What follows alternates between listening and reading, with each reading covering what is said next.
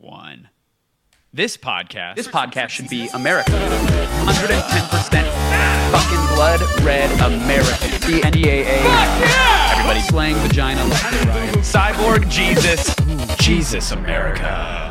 Hey, this is Redban coming to you live from Death Squad for a brand new episode of Pointless. Here is Kevin Pereira. Oh my God, I'm an army of one today. Hey everybody. How are you folks? Good to see you. Welcome to the old podcast. Excellent echo there, Brian.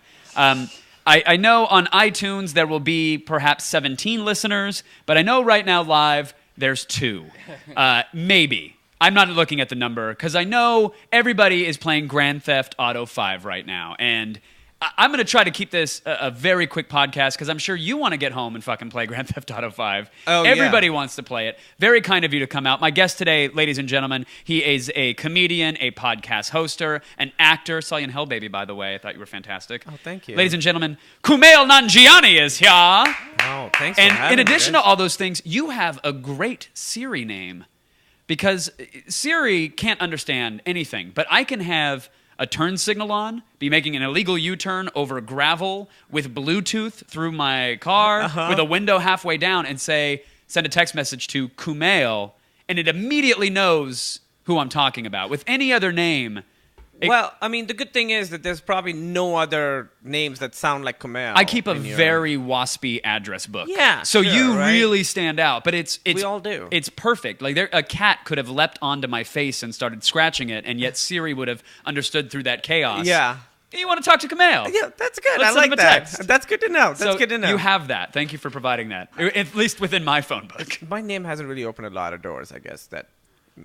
But this is one. This is Now you can add happening it. right now. Your name is everywhere, good sir. I see you popping up on commercials. I see you in films. You are in a commercial. You look like you weren't, but I don't think I'm in a commercial. you're sitting on a bench talking. You're a time traveler. Oh, you know maybe, what? Maybe it's more of a... You're right. Yeah. I am. Do I need to be your agent or your publicist? I swear I saw you in a commercial. Well, yeah, that was it was a weird one because I was just there for a few hours and it was for trying to get kids to become teachers or something like that. Yeah, that was the teach thing. Yeah. So, but I haven't seen it yet, so to me it's not real. It aired, you were in it, you looked majestic, almost as majestic as the statue of David. Well, also it's funny because in that one the thing is that this kid and then I show up and I'm a time traveler and he's like, oh my God, you're Kumail Nanjiani.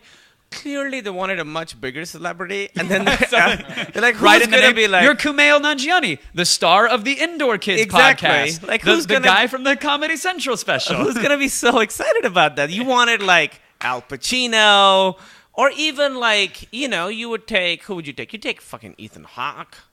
Yeah, I'd put you on the same level as Ethan Hawke, though. No, I would throw you in. come You on. got some wings, man. Spread them, Hawke. All right, okay, all right. I think you could soar. All right. Where do you think you are in the pantheon of celebrity? Because I've known you for a handful of years now. Yeah. We've talked maybe 3 or 4 times throughout Yeah. this handful of years. But I have seen a meteoric rise, even from the sidelines. I feel in the last 6 to 8 months, last year. I just did a lot of stuff and it came out at the same time. I will say, think of anybody famous, and I'm less famous than them. So that's where my level is. My level is that my parents don't believe that I'm making a living. And they always offer to... Are they still concerned for you? Oh, yeah, very concerned. Are they really? Oh, dude, my dad was like, hey, so do you think you're going to go to med school? I was like, Dad, that ship has sailed. Did you not watch?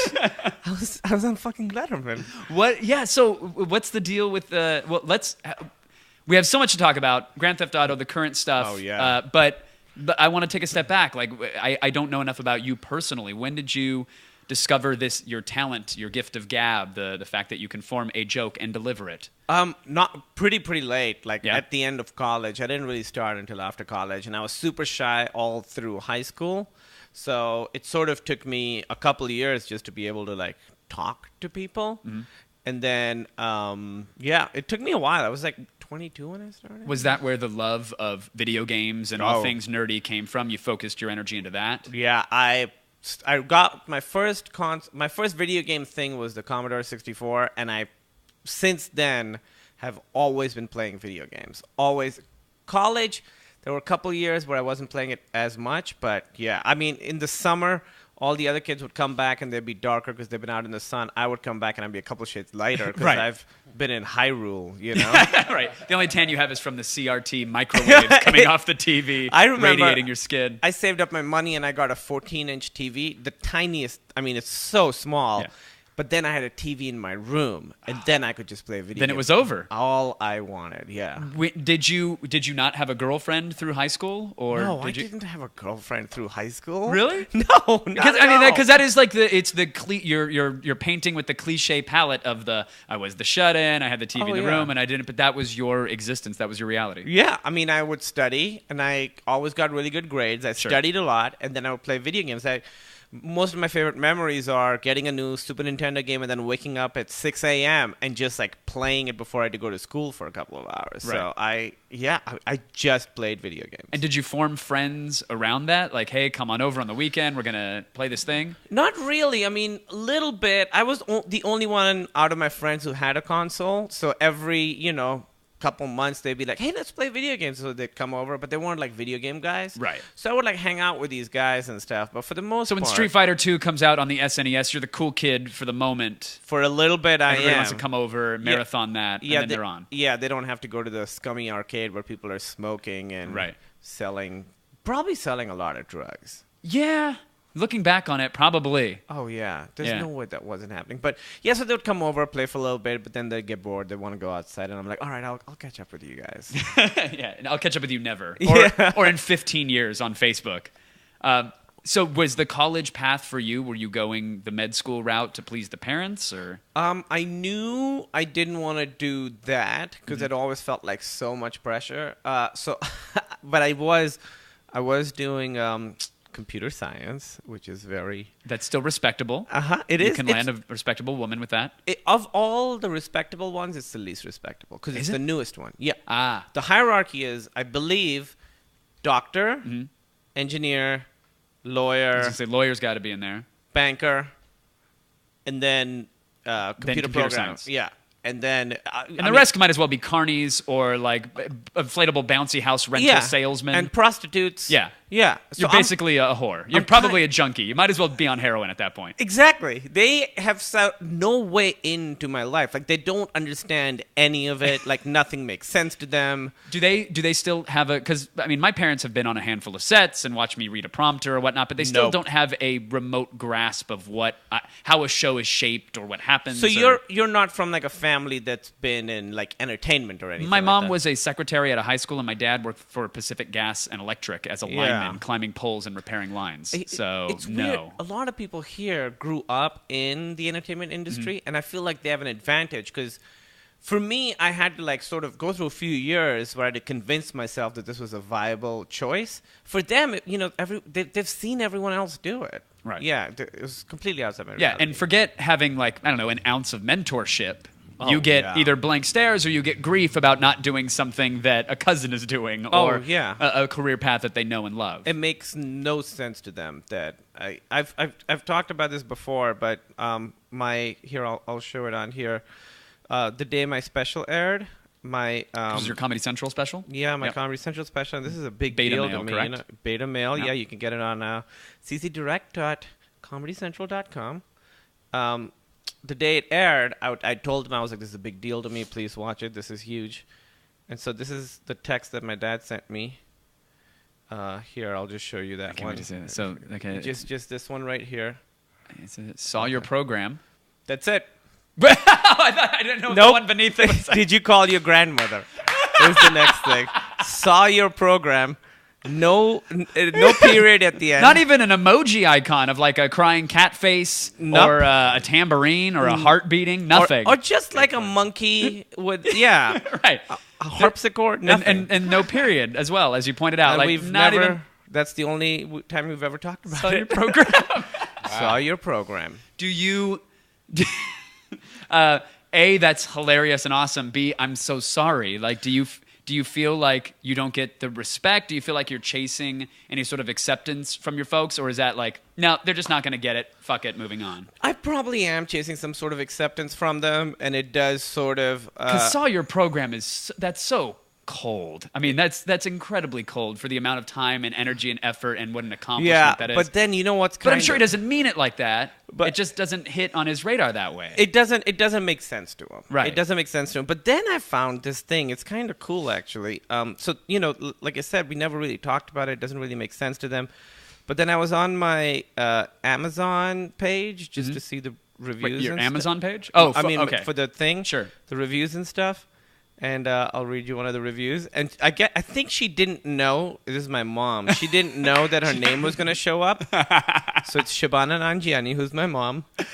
And the subject line is "No end to laughter." I watched the DVD and could not stop laughing. Very well performed. None of the jokes could be called stale. I've been watching other comedy stand-up shows. By the way, she has not. She's trying to be in disguise right now. Totally. I've been watching other comedy stand-up shows also, but this one is by far amongst the topmost. By far amongst the top. I love that she's going that far out of the way to paint herself as like a comedy expert, but it ranks up there. It's up there. Top 20 for sure. It's not the best. Listen, nobody's buying that. All the jokes were crisp and extremely well executed. All I say is hats off to Beta Male, which I thought was very sweet. That's incredibly sweet. 5 stars. That's amazing. That would be great. 3.5 stars. Listen, if it weren't on Prime, I don't know that I'd have ordered it. I mean, it might not be worth the shipping. Yeah, but their friends That's are way more adorable. excited about it. Their friends are way more excited about it. They watch Franklin and Bash. They watch everything I'm on. They have Google alerts, but I don't think my parents really quite do. That's incredible. Now, what do your folks do? Well, my dad's a doctor. Sure. He's a psychiatrist. And your mom's an engineer and a lawyer. Well, no, she's sort of a homemaker, which is, I mean, back in that day, nobody from that area, women really weren't working. And so and they still shouldn't be. Look what's happened to the economy and the world at large, right? Oh my God, they fucked it Fucking up. traditional societal roles. You guys, you ladies, stay in your cages, sink your periods, bake your cookies, and stay out of the workforce. Yeah. Why are you wearing shoes? It's not that hard. If you want to write an Amazon review, okay, That's fine. That's about it. But better be the iPad in the kitchen. You can borrow my computer. That's what I'm saying. Yeah. You can't have my login though. We'll set up the child's account so you can't install some shit. God. I had to do that. I had to barricade Bria from all of my stuff because I have very anal retentive security practices. I constantly change passwords. They're crazy long, whatever. Bria will pin up on a mood board. Here's the bank account number and here's the password, and I'll just store it online in a notepad file on Dropbox or whatever. Just wide open, broadcast everything, and we'll just install anything. Bing toolbar, sure, I'll add that. That sounds like a value add. Oh my God, I don't. Yeah, that's how Emily is too. I had to get her to switch to a Mac because she was getting so many viruses. Right. So now it's not viruses, but her computer still slows down. And the other day she woke me up, and she's like, "Hey, I got a alert from Dropbox that someone tried to hack in." And then I got an alert so she has a bunch of different email addresses, because she's got her private one and then one for the Nerdist. spam one, the Snurdist, the ones to sign up. Yeah, the indoor kids, she's got a ton of them. So she was like, oh, and they, it says that they were able to change my password, but I'm sure that's not true. I was like, Emily, this is crazy. They're targeting you. You got to go change all the passwords. Right. So I finally, she writes Gmail, she gets it changed and stuff, and I'm like, all right, so what's your new password? And I don't want to say it because she needs to change it anyways. No, I hope she has. Is it just QWERTY? Or no, 1, 2, 3. It's literally if it was like Outback Steakhouse or something like that. Right. Yeah, but even easier than that. I was like, you have to have capitalizations, numbers. You gotta have. It's Taco Bell all lowercase. You would normally capitalize the T. Yeah. I went the harder route. There's no space. Impenetrable. Who can get in? That's adorable and almost as bad as Bria tweeting her phone number. Yeah, I saw that. Oh, did you see it? I saw that. She thought she was DMing with somebody. Yeah, and, I saw that, and I was going to say something to her, but I was like, there's going to be 1,000 guys telling you. She got a handful of text messages and Did random really? dick pics and all No sorts of... way. Yeah, just the floodgates were open. And she was like, it'll die down. I'm not going to change the number. And I went next level, I went to the plaid level on the alert chart. I went ape shit. I'm like, you have to change your number. She did. She But did? it took her like a week of getting like random texts and calls from blocked numbers. That's crazy. And that's something that Twitter needs to work out or with the iPhone, because it's probably exactly what happened to me, where I have my Twitter set up where you get a direct message and you get a text saying you got a direct message, and it looks like you're just reading the text from somebody, and sometimes you just think like, oh, I'll just reply. And when you reply to but that, it tweets it out. Tweets sends that out. Oh, I didn't know Yeah. that. Yeah. I wonder if that's how that happened. And here's another thing I just crazy. learned. Like, if you ever have a girl that's like, she plugs in, she's like, I don't know where all my space is on my iPhone, and you like plug it in, it just like says, music 10%, and there's that big chunk that says other. Other, yeah. And you're like, what the fuck's other? That's because girls never erase text messages, and that's all their text messages, like photos and videos and stuff like that. Because this girl I know, They're a just mini had NSA. that problem. Yeah. Oh man, yeah. That's I just got a crazy. new phone today. I got the S4 finally. Do you like it? I do like it so Yeah? far, but I also was like that. Like my text messages took like 40 minutes to transfer. Yeah, I over. noticed like when I go to delete an old thread and it's like, hold on, let me process that request. I know that thread got a little long and there were a couple photos in that it's like, hold on, we got to think about all the shit we're erasing right now. I wish there was a one-stop or button that would just like go, all right, you're going to delete your text, but here's all the photos from all the text. Yeah, let me just suck out the media from everything. Yeah. There really should be a program like that. Yeah. I wonder if there's an app. If not, guys, There we go. $100 idea, easy. Yeah. Let's kickstart that I still right can't now. find a great thing that'll delete the duplicates in my contacts. Oh, I made the mistake of giving my iPhone Facebook access or whatever. Oh, and horrible. it doubled and then sometimes tripled contacts, added all their birthdays to the calendar, double birthdays. Yeah, I don't give a shit about these people's birthdays. Don't give me an alert. I haven't talked to this guy in 4 years. And then you look at your calendar and you see the dot on like every day, Yeah. and you have another heart attack on top of the regular heart attack. And I it's have like, to oh, go it's just through somebody's and see, like, oh, this is a real thing, and this is the birthday of a teacher I had once. This is horrible. Facebook is a nightmare, and I wish I could just delete it and just walk away from it. So why don't you, or why haven't Because you? the assholes who bullied me in high school send me friend requests, and it's very satisfying to say no. So you use it for the connections that you can't make, No, that you exactly. choose to not make. Yeah, it's just so I can hit ignore. That's awesome. That's just why I have it. Wow, that's amazing. I find like I was so reluctant to link my Facebook to anything. I haven't even connected my Candy Crush to it, if you can believe that. I've held out. Dude, on I that was shit. doing Waze today, and I fucked up, and I connected my Facebook, and it's... I'm using it for everything now. I find myself connecting it for all sorts of really? shit. Yeah, and it's I don't like it. I don't trust Facebook with a lot of my data. So Yeah, why would I I mean- trust them to be my login? But I do. All this NSA shit is crazy because we're giving up all this stuff, and we're all making it easier for them to... Yeah. They just need to go to one place to Don't get... even build your bunker. I'm going to hand you all the info. Yeah, You 'cause just got to tap Waze- on one door. Waze knows exactly where you are, and every time I log in, I have to say, keep me invisible. And you can't just... That's not a thing that'll just keep you Right, invisible. by default, right. Every single time you have to say invisible. But if it weren't Waze, Verizon, AT&T, Sprint, they're all keeping tabs of which cell tower you hop to, or no Yeah. matter what. So those records exist in 1,000 different Oh, ways. yeah. And that's what's... In fact, somebody recently drove through New York. They hacked their, those fast passes? There's those little devices that you use to go through toll roads yeah. electronically. He hacked his fast pass to light up and make a noise anytime it was being pinged, to have that information checked. And he drove through the streets of New York, and there's video of it lighting up on the dash as he goes by Madison Square Garden, as he goes in tunnels, not anywhere near a bridge or toll or anything else. And so the Fast Pass guys, the transit authority, are saying, yeah, you know what? We do that to look for traffic patterns and congestion and blah, blah, blah. Nowhere in the Fast Pass user agreement or license does it say that you'll be pinged outside of a toll. It says nothing about that. And the device does not beep unless you're going through an actual toll, which means it's got to have a mode on it where it can be passively pinged, pull the information out, receive that data without alerting the user. They built that shit in there. Yeah, That's fucked up. That is fucked up. We were Did in they get in Europe. trouble? Yeah. No, does no. anybody get tried? Who gives a shit? No. Privacy is dead. No. We were in Europe, and so I didn't have my phone. Emily had her phone, but she changed it to the international plan, but she had it off. The phone was off. She turned data off, the cell off, everything's off. But if you open up maps, it still knows where you are. And she was like, "Oh, that's cool." I was like, "No, that's not cool. That means no matter what you turn off, they know exactly where you are." It's either using GPS or it's using Wi-Fi access points, and even that's how though it's Wi-Fi is off, Yeah. The GPS is off, her cell phone is the data is everything's off. It's still Oh, that's weird. If you have and Wi-Fi was off and the GPS was everything was off. That's and weird. it still knew exactly where she was. That's fucking weird. Yeah.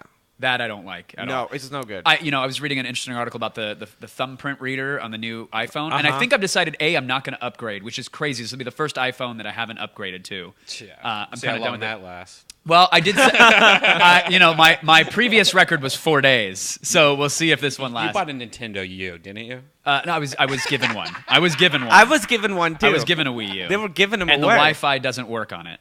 Like it barely. I can get 12 kilobits a second Oh, or whatever really? because it operates on the 5 gigahertz Wi-Fi spectrum. But I have other devices like an iPhone Sure. and a fucking microwave that Yeah. ping on that spectrum. So if there's anything else connected to the Wi-Fi access dies. point that's sharing the 5 gigahertz, it just dies. Are you- And it's a known problem. There's whole forums of like, here's a workaround. Use this USB attachment, which gives you an Ethernet port, and use that to go to a wireless bridge, which lets you block. I'm like, forget it. Like it's actually not worth it. It's just not worth it. How often do you use your Wii U? Twice since I bought it. He's used it Opening twice day. since he bought his. I use mine only to update the firmware after a week. Yes. But I couldn't do anything with the Wi-Fi, so it's been sitting there. Wow. I mean, I want to play Wonderful 101 or the Wonderful I 100 played game. that. That looks really fun. It looks fun. I played the Mario game, which is Yeah, just the 2D that's Mario fun. game. It For was a Mario game? It was really fantastic. The Mario 3D World game. That's the next thing I'll play. That's fun. That's really fun. I played it at the GameStop Managers Conference. It's super fun. Yeah, that's the next thing I'll Yeah. play. And then Emily played the Lego Undercover game. But it's what happened to Nintendo? I'm waiting for Mario Kart. Where's Mario Kart? Like that's the big game that I'm waiting for. Yeah, and that's. Yeah. I mean, we know it's coming. All those franchises are coming again. It's going to happen. But I think Zelda. we talked about it last time. It's just like Nintendo won't, because Nintendo is still staunchly like Nintendo of America has no fangs. They have no bite. They're great people. It's just, but they take their marching orders and their directives from Nintendo of Japan. And Nintendo of Japan is staunchly against doing the software only play. But if they wanted to kind of bridge that divide, they should just make the official Nintendo bolt-on controller for the iDevice or for an Android. You know, the Bluetooth, blah, blah, blah, that authenticates and says, okay, this is the Nintendo device, but lets me play my games on other handhelds. They would kill it. You know what I mean? Let me bolt it on, have the stick and a couple buttons, and that gives me access to a virtual console where I can buy the games. Yeah. And then on your Android, you could stream it to the TV, or I could AirPlay it to the TV. Let this be that console for the amazing Nintendo games. Yeah. Wow. But they still print money. That 2DS is going to make money. You know, Is it, you think? Because it's really not a portable system. It's for kids. it's for kids and it's cheaper. And that's the thing. And kids will want to play Pokemon. And so when a parent's at a store and they go, well, we don't really need the 3D thing. You know, that's No. frying their eyeballs anyways. I don't So use get the pizza 3D. wedge. Yeah, you shut it off, right? I shut it off. It's been off since the first day. There you go. And I like the 3DS a lot. I think it's a pretty great console. It's got great games on it, but I don't use the 3D. It was just one of those, like, there was like a year where we were really obsessed with 3D, it seems like, and then Sure. it died. And I know because I bought a 3D TV in that period. Did you get glasses and the converter boxes and all that shit? Or? Well, I got the one that's the passive 3D. Yeah, okay. So, which I thought was better, and it doesn't hurt your head. The glasses Yeah. are cheaper and lighter, and you can watch it for longer. But like the sequels to games that were 3D are not 3D anymore, so that's how I know it's dead. Yeah, the industry needed something to rally behind, and they're like, well, this is going to be it. This will be the one that's the shot in the arm to get people to upgrade their cable boxes, Yeah. the set-top boxes, to upgrade the TV sets. And no, I got in an argument at CES of like 2009 or 2010 with Mark Cuban. Like live argument because he's like 3D is it, man. 3D in the home, that's it. I was like, no. 3D in the theater, maybe big screen. Yeah. You watch that movie. It's an there. It's huge. experience. It's an experience, and Yeah. I'll take a couple bong rips, and I will totally love Avatar, and I'll float through the world. And thank you, James Cameron. Yeah. But at home, I want relaxing. I want to be able to lay down. Yeah. I don't have anything that pipes that 3D signal. The converted content still doesn't look that great.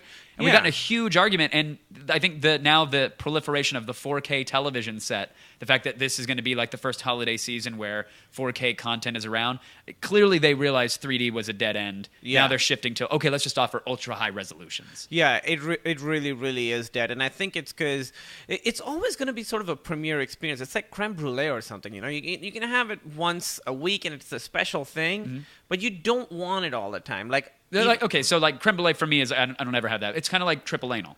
It's sort of like triple anal, where once a week it's okay. Yeah, I mean, if you can get enough guys together and she's drunk enough, okay, you make that happen. Yeah, get into it. But if you make that a nightly thing, then where do you go from there? Yeah, because quad angle, that's just absurd. Yeah, that's ridiculous. You're gonna have to get dudes with tiny dicks for that. It happens. Nobody wants that. It happens. Yeah. Well, some people don't have a choice, Kumail. No, nobody has a choice. Okay. So let's get to the elephant in the room, which is, I still want to hear more about your journey through comedy, Sure. but we have transitioned into gaming, so let's stick with it. Yeah. Grand Theft fucking Auto 5. It is out today. That's why you aren't listening live, but you're listening to this probably a week later on iTunes, and we'll begin with that. It's out today. Yeah. You were looking forward to this since 2007. I've been looking forward to this since I love the GTA games. One of my favorite experiences in gaming ever has been playing Vice City. Because I had an Xbox, so I couldn't play GTA 3, and then 3 and Vice City came out at the same time, so I just played Vice City. It was unbelievable, all the music. And Sure. And then GTA 4 I love, so I've been waiting for this game for so long. Because, you know... nobody does games like Rockstar does. I know that they have little details that aren't right, like sometimes the driving isn't perfect and the shooting isn't great, but the way their games feel and how the way the story's so great, nobody else does that. You know, I listened to, and by the way, I've mentioned it, Kumail is the host of an amazing podcast him and his wife Emily do. It's called The Indoor Kits. It's on the Nerdist Network. Phenomenal gaming podcast. If you're interested in anything gaming, nerd culture, whatever, go subscribe right now. But I've heard you talk about Saints Row on that. Yes. And, you know, that's one that I was playing the hell out of, trying to marathon through it before I got to GTA 5. It's good, isn't it? It's great. Yeah. But you're dead on about the way that their worlds just feel different. The world of Grand Theft Auto feels meatier, heftier, or more real, or what. I mean, Saints Row did a lot of stuff, I think, better than what Grand Theft Auto will. In terms, like the shooting mechanics were fucking great. Amazing. Driving, super fun. Really good. The superpowers, Really good. the sense of control you had, awesome. And the fun, the missions of basically like, here's a rocket launcher, destroy everything. I love that. The insurance fraud mission is one of my favorites, where you're just diving in front of cars. Oh, yeah, great. You know, or falling off buildings. Like, they have a lot of fun with their game. And they did the 2D, like, old school beat 'em up thing, the Streets of Rage riff. They did a lot of great parodies, really smart writing. Yeah. Yet, just off of an hour and a half that I got to actually play Grand Theft Auto 5 today, when I got out of my car for dinner and I was walking through Hollywood, I had a moment where the sights and the sounds and even the scrolling effect of the building reminded me of a character strolling through Grand Theft Auto. Like, I had this moment of like hearing an ambient conversation as it went by, and I was like, oh, that felt like the game. What the fuck? And that was an hour and a half, and I realized, holy shit, they crafted a hyper-realistic world on dying, aging hardware. Well, that's the other thing now that Emily and I were talking about as we were playing this last night. The game is so... well, you know, I mean, it's pretty grounded for a game of this type, and it's very real. So then... For a game where you could get hookers, beat them with the bat, and then blow faces off, and then go change your haircut, and the cops don't notice you. That's exactly Still what feels very real. Yeah, but that's the thing is, like, now I feel like when I run over pedestrians, I feel bad a little bit. I used to not. Same with driving and getting my car damaged. It's like, this is your character's car. And I was like, well, okay. Fuck, I hit a hydrant. Damn it. I know, exactly. I like stop at stoplights. I think it's going to change. But, I've never been in a GTA game where it's a 4-way stop sign. And I'm like, all right, you were here first. You go. No, then you it's have my the turn. right of way. You're shouting into your headset. Yeah, exactly. Fucking go already. So that's what's weird right now for me playing that game is like, I'm like too careful right now. Maybe it'll change. But it's fucking Here's the problem that fantastic. I have, and this is what concerns me, and I hope it doesn't become an issue with this one. Every other Grand Theft Auto, I fire it up, and I go, yeah, all right, I'm on board. And then about 4 or 5 hours later, it goes in the dust tower. It goes in the tower because I don't... They do too many... Okay, this mission is all about driving from A to B, so go ahead and just drive. And now you're in a race. And it's like the missions are sometimes predicated on the mechanics, which are not the strong suit of the engine. And never have This is going to be a race mission. This is going to be this. And you don't feel that way about it? Well, I think one of the problems with all the GTA games has been that those bullshit missions, they have too many of them. Those tutorial missions. Right. It is about 4 hours of just like, here, take this package to this person, or here, deliver this pizza, whatever. So that stuff, it goes on too long. But what gives me hope is I think Red Dead had the mechanics of Red Dead were way better than the mechanics of GTA 4. So Absolutely. I'm hoping that this one sort of follows suit.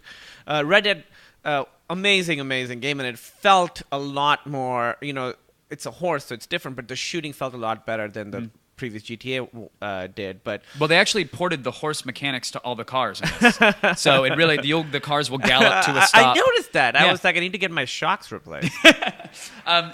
Spoilers, if you haven't played the game yet, we've only played about an hour and change ourselves. Yeah, we're probably right today. at the same time. But spoiler, we're going to talk about the first mission now, which, I popped in the game and I was like, Bria, let's watch this because it's a Rockstar game, so there's going to be a long intro cinematic and it's going to be gorgeous. And right away, they throw you into a heist. Yeah. That's part of your tutorial.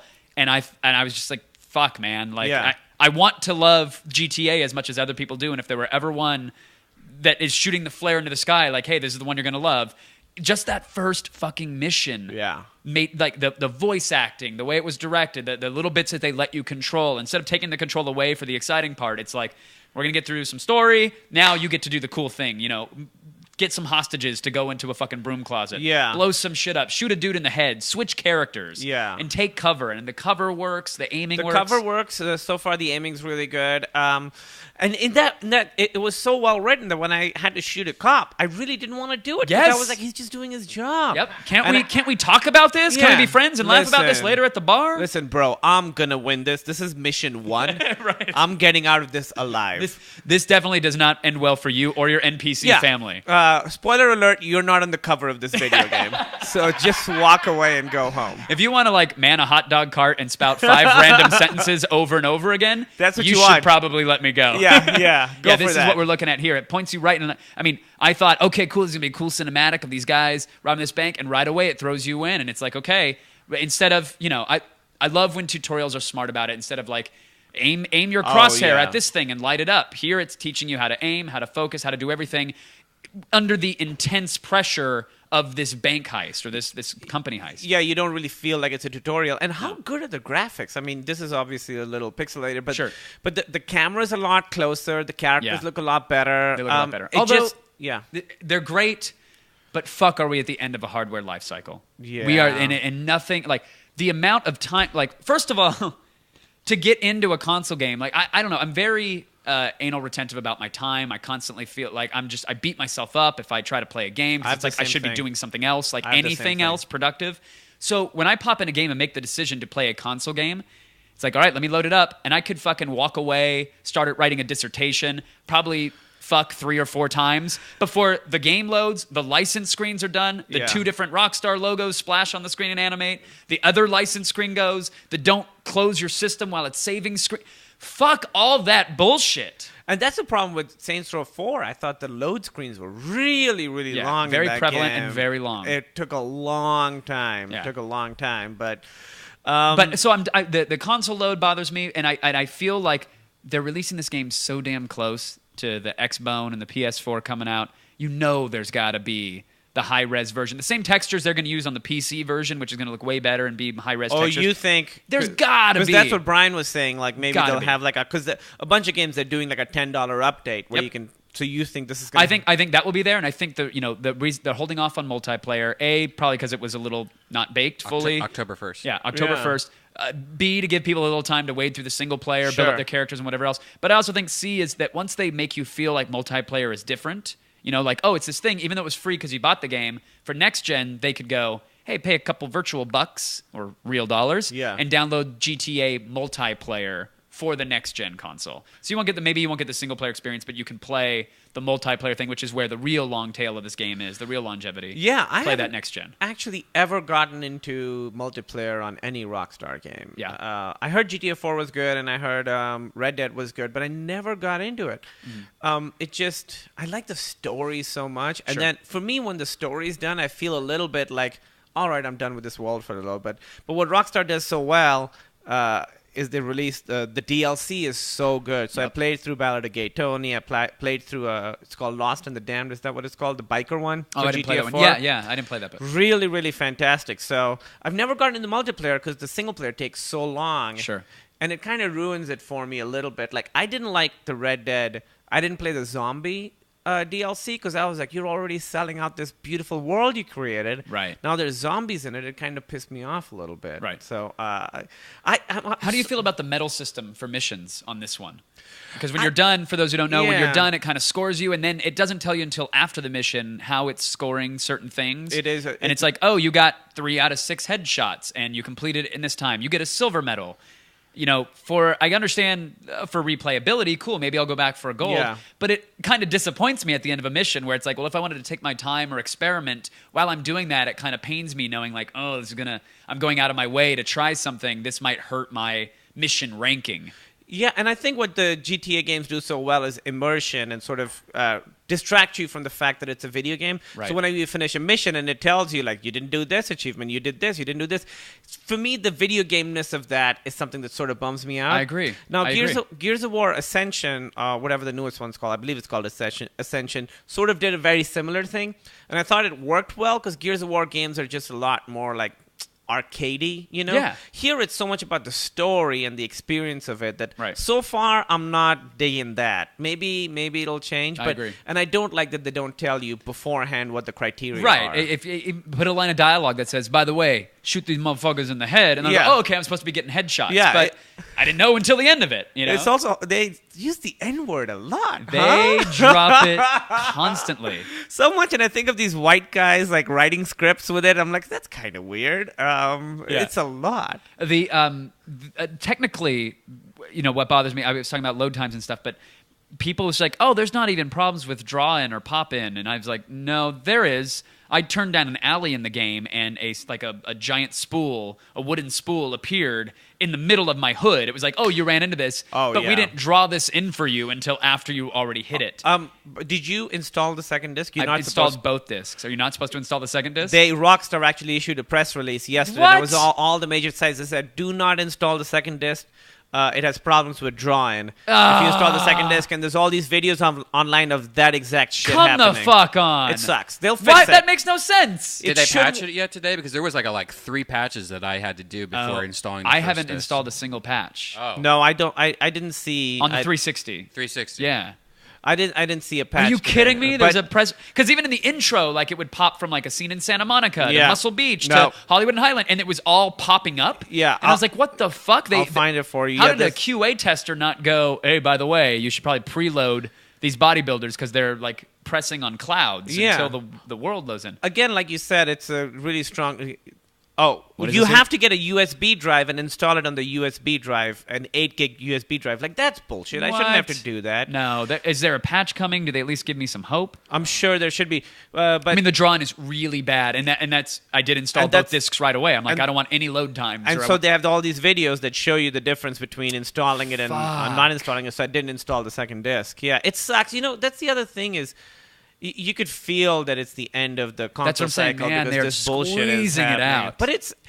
I always like the end of a console cycle when you can see them like really pushing it. You know, from the days of the Genesis, like you remember sure. we talked about Vector Man and Yeah. how good that looked compared to Altered Beast. even like Here's some a of the comparison. Comics Zone or whatever. Okay, so this is- Comic Zone was fantastic, So on the Looks right, we're great. seeing the USB install, and you could see oh, the a lot difference. choppier. Yeah, a lot choppier. I mean, that might be the YouTube playback as well, but let's see.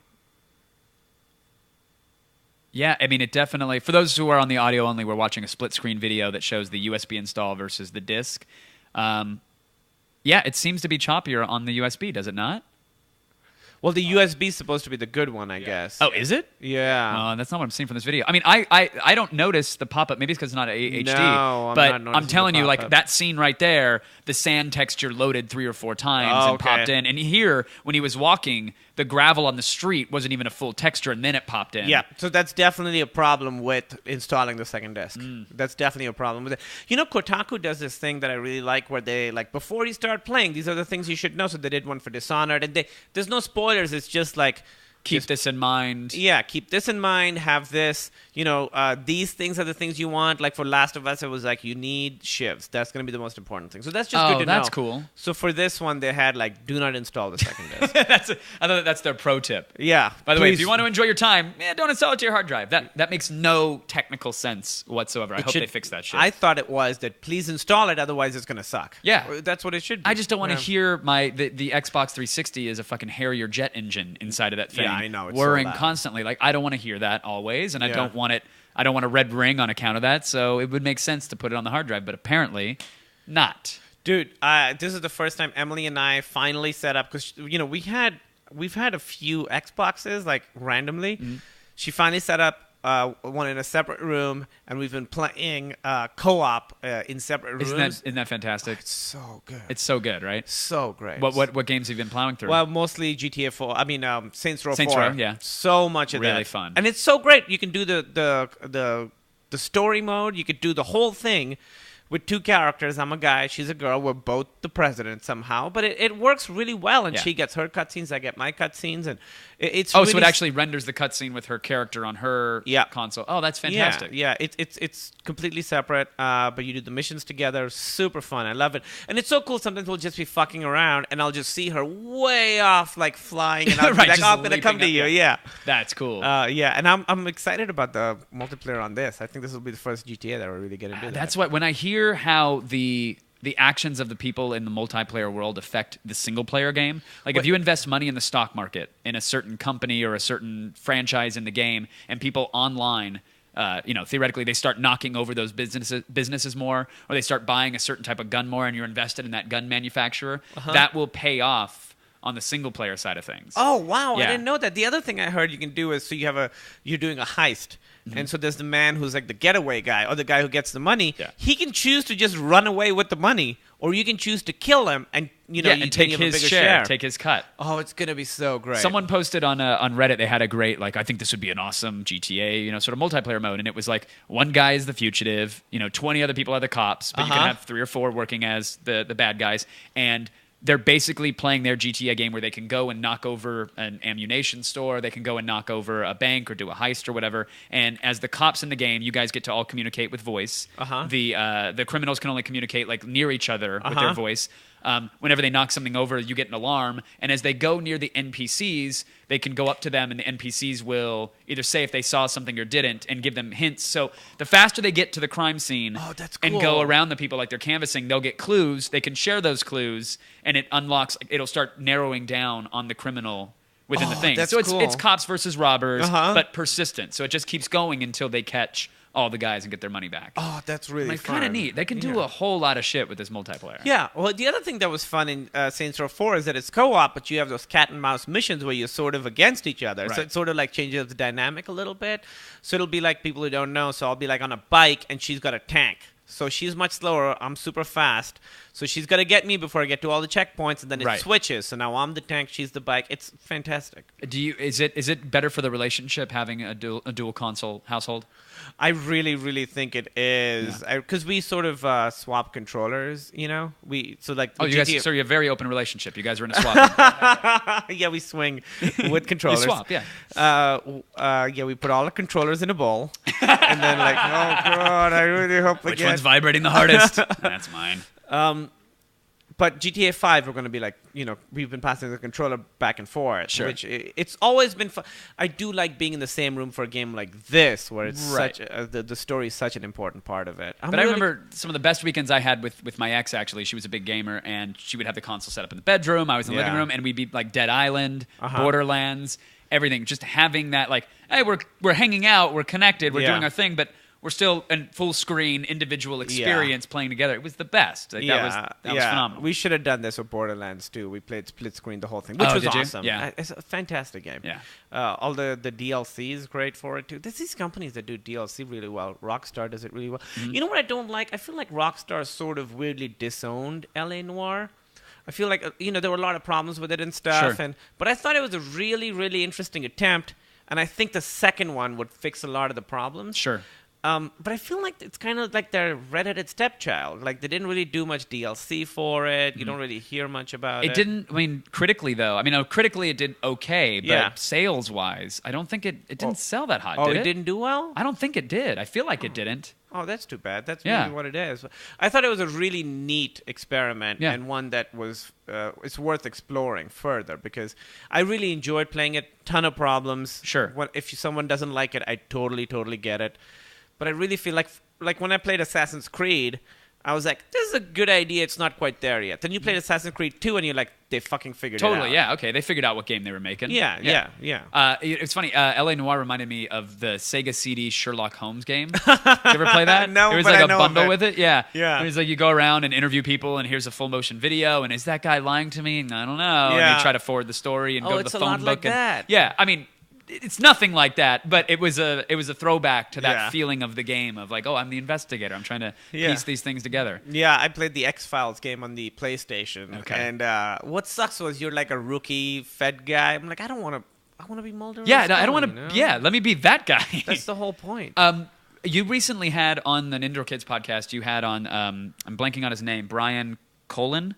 Yes. Is it Brian? Yeah. The guy who made General Chaos. He made General Chaos and Rampage and Yes, he made a whole bunch of fuck every other game. He made General Chaos. Isn't that a I great thought game? I was the only guy that's how I felt who too. knew what General Chaos Yeah. was. Nobody else knew what that was for the Genesis. Yeah, my brother it and was I fucking played amazing. it so much. We played it all the time, and it looked cool and it Yes, was funny, cartoony and funny and violent. super intense game. And they have a Kickstarter for the sequel. I That's- really hope to get enough money. Yeah, I think they're at like 19,000 right now out of like 150 or whatever they're trying to raise. Here's General Chaos. General Chaos, if you haven't there it played is. it's so fucking good. You command like a little 5-person squad, and it had multi-tap support, so you could play with more than you could play with 4 people on the Genesis, and your squad has like a machine gunner, a melee guy, a flamethrower guy, and I think I can't remember. Could you customize your squad? I don't remember. I don't thought it recall. was the same 5 guys. I or think something. yeah, I it think might so. be. And like one guy's chucker is a grenade chucker. Yeah. And basically you can switch the guys that you're commanding, and there's all these little beautiful, tight knit, cartoony little battlefields, and yeah. the terrain affects your movement. Yeah, and it's one screen each. And Yeah. it was a beautiful game. And you move the dudes kind of like fire and fight automatically, but you position and move them around. So if if I Yeah. see you putting your grenade chucker behind a sandbag, I know I'm fucked. I got to send my machine gunner over there to blow the shit out of your Yeah. fucking grenader. And there's these power-ups, and it's just like, this was one of those, like, there were so many great games that I feel probably because there wasn't an internet, or the internet wasn't what it is they today. all got lost. I felt like I was on such an island with this game because nobody knew it. It was my Wetrix of the Dreamcast, or it was my Wetrix of the Genesis. Like, nobody knew what this game was. Yeah, nobody knew it, and I just got it because I thought the box art looked Yeah. cool. I had no idea. I liked the name, General Chaos, Totally. and I liked how sort of violent it was. And and it was years and years later where I found out, there's certain people who really like this game because it Yeah. was a really great game. I felt that way about The Haunting, starring Polterguy. Oh, I know Polterguy. You know Polterguy? Of course. I was like a big horror fan, so that game to me, you could go into the toilet and like I was. You got to pull up a video of this. This your goal is to scare a family to death. You're supposed to scare them out of the house, scare the dog, scare the kids, Yeah. and you can leap into items within the environment. It was like a 3/4 perspective, isometric, cartoony kind of world. You look sort of like a Frankenstein, but like a young hip Yeah. Frankenstein kind of guy. and it was multiplayer. I never played the multiplayer. Yes, 2 people could haunt a house at the same time. There was a female, like a red pinkish character. shit. Yeah. And so you use this ectoplasm, I think it was called, which was like your Yeah. life force. Yeah. And so you could hop into a telescope and make it spin around and then fly it around the house, or melt the face in a painting, or There make it lava is. appear in the living room. Look at how good this fucking game is. This is amazing. I This is remember for, this. Yeah, this is for the Genesis. So when he goes by somewhere, you scare him. It's a little bit like how Night Trap was, where like if Totally. they're by a certain thing, you spring the trap, the bleeding eyeball. I remember that. So cool. There were 2 other Genesis games that I feel like I was the only one who loved them. There was a game called Gain Ground. Do you know this game? Gain ground? Gain Ground. So it No. would be, each level was sort of one screen. You start at the bottom and you have to make your way to the top. Okay. And there's each level starts. My brother and I would play 2 of us, and you sort of unlock characters. So you'd have like 5 or 6 to choose from. So there'd be a guy who could throw a spear. This is the game. You could throw a spear, or a guy who's got a gun, or something like the different stuff, and you sort of have to. This was on the Genesis? This was on the Genesis. This looks like this is on a TI-85 calculator. That's crazy. It was early in the Genesis. Yeah, okay. Very early. General Chaos was later. This Sure. was early. And I really, really loved But wait, this so you would game. choose a character? You would each choose a character that you thought best fit. So, like, I had the spear guy, so he doesn't have much range, but he can sort of go over, Okay. barriers and stuff because he has an arc. So you have to sort of kill all these guys. And It's almost like go up you're to the top. enemy in a tower defense game, and you have Sort to of. you have to figure out the right character to use to get through their defenses. That's yeah? exactly right. That's exactly right. And that is the guy I liked, was the spear guy. And what That was it? my What was guy. the other game? You said there were two. This other game, I can't remember the name of it. It was something Brothers, and it was you're both thieves, and you play sort of a split screen. If I remember correctly, it was a split screen thing. My brother and I would play, and you have to steal all the stuff from the house and leave. And they were both like bald, like squat, bald little guys, and it was called Something Brothers. That sounds awesome. It was such a great game. There were all these games that There was a game called Zoom. I don't know. Did you ever play With Zoom? an X? I might have had an X. I don't know. You played these little. It was a little cartoony alien character. And You had Yeah. to fill in squares on a. Is this the game here? First targets are here. It just Bonanza said? Brothers. Oh, that's Bonanza. it. Oh yeah. Bonanza Brothers. Yeah. Yeah. It was fucking so much fun. Such a fun game. So yeah, my brother would be upstairs. I've done so. Oh yeah, he can squash the cops. I really, really love this game. Like there weren't that many great like different co-op games. Yeah. I mean, Toe Jam and Earl still Yeah. it holds up as like an amazing co-op experience that I know they've tried to remake it. I know they tried it on the Dreamcast. Did they? Yeah, and it did not work. Oh, that's stupid. By the way, I think this game is on that arcade game behind you. Bonanza Brothers? Yeah. I knew it was an arcade machine, but that was a really fantastic. But now it's one you respect because it has Bonanza Brothers on it. Yeah. I don't know what the fuck Landmaker is, but if it's got Bonanza Brothers. But you're right, because you didn't have the internet, you didn't read reviews. Yeah. I feel like now people already have their mind made up. Before they even play it. Yeah. I remember I tweeted out on Friday like, hey, what's the early impressions on GTA 5? Like, should I get it? And Yeah. by the way, half the people thought that was like a haha hilarious sarcastic tweet. Yeah. I'm like, listen, Oh. as a guy who's not a huge fan of the series, I really want to Yeah. know, like, is this worth picking up? Yeah. Like, is it?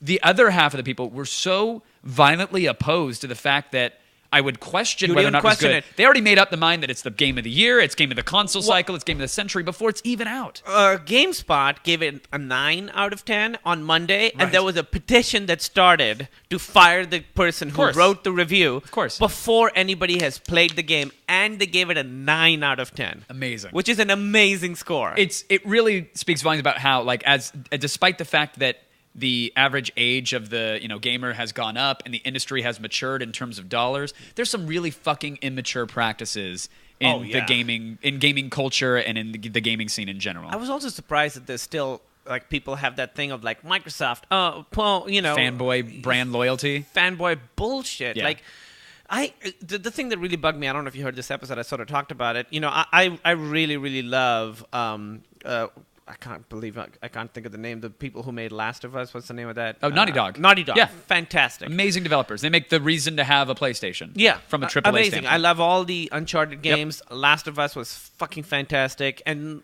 everyone I've talked to, they're a good company, you know. But there's this one thing that happened where they used some guy who is a map artist. Did you hear about this? So for the subway map of Boston, instead of actually licensing it from the city of Boston, they just sort of took this guy who was a map artist and just had his stuff online, and he'd redesigned all these maps. It was his intellectual property. Okay. They just put that in there, which Oh. it was probably someone's fault or oversight. I Sure. don't think it was malicious. But that happened. The guy wrote a post about like, hey, this is all my stuff. That's my fucking artwork in your Yeah. game that you're making millions of dollars You're off making millions of dollars. I've got nothing. And all the comments are ripping on this guy, like it's just like shit. I'm like, why? It's an honor to have your art stolen by this guy. That is man. exactly what they were saying. Yeah, They were it's like, shut up, it's just a map. I'm like, no, this is this guy's life. Right. You try making a map. It's very hard. Why would you take the side of a huge corporation like Sony over like a guy who's a Right. struggling artist? So, do you happen to know what the end game is for that? Are Well, they paying them off, or like are I they said, doing Naughty anything? Like- Dog, they're good guys. So they Right. called and they figured it out, and it was fine. Good. And the only controversy to me was, the only thing that pissed me off about it was that people took overwhelmingly they took Right. Sony's Well, side. how dare you bash one of the sacred cows? And I mean, like ripping on this guy for complaining about this. The guy wasn't complaining. It was a very well-reasoned post. Sure. He had all the evidence, and it was just on his site. And people were like, just be honored that they stole your shit. Oh, right. I love that. that really bugged me. I love that. Like Samsung should be honored that Apple ripped off a lot of their patents, and vice versa. You know, my God. Samsung should be, Apple should be honored that Samsung ripped them off. I mean, Yeah. that's totally fine. It's crazy. It's crazy. Brand loyalty is the weirdest thing. That's the, I was talking with someone on that point about the new iPhone, and I was like, I'm probably not going to get it. It just doesn't seem like enough. This phone's fast enough. The camera's decent enough. I'm not a huge Instagrammer or anything. I don't really even, so I don't know that I'm going to upgrade. And he was like, what about the thumbprint reader? I'm like, that kind of bothers me because it's not you have no rights when it comes to your thumbprint, and that's interesting. And they were like, what do you mean? I was like, well, if you get pulled over and a cop says, I want to go through your phone, I want to see you've been texting. Not that I'm not slinging yayo on the side, but it's just a hypothetical. If you get pulled over and a cop says, give me your passcode, you have the right to remain silent. But you cannot withhold your thumbprint. Oh shit! There have been court cases, and precedent has been set that that falls under a completely different set. Like it's a piece of your body. And what's to stop them from going like this anyways and saying like, no, the phone was unlocked. That's so Same with like dude bros who black out at a party, from too much Jaeger pong, brah, and they pass out. Boop, I'm in your phone, dude. Don't need your passcode. Why is it? Has the passcode thing been a problem? Why are people so excited about this thumbprint? I get thing? that. I mean, look, biometrics. They're gonna be. I mean, it's gonna happen. It's gonna be a thing. Yeah. It is more convenient to go. I'm gonna log into my Amazon. I'm gonna log into this. I'm gonna buy that thing, whatever. But this is such an easy action and not all protectable. No. So that does cause me great concern. The thing that I don't like is you sort of alluded to it, that idea that like if you're not doing anything wrong, you should have nothing to hide. No, I'm not doing anything wrong, but you still shouldn't read my shit. Yeah, that doesn't, just because I'm not doing anything wrong doesn't mean you get to see the fucking nasty ass photos that I send back and forth with my girlfriend. Yeah. And that doesn't make me a terrible human being. There's nothing illegal about that. No. That's something we share. You don't have a fucking right to see that. And I was unless you're paying $39.99 a month. And that's fine. The things that the NSA sort of document on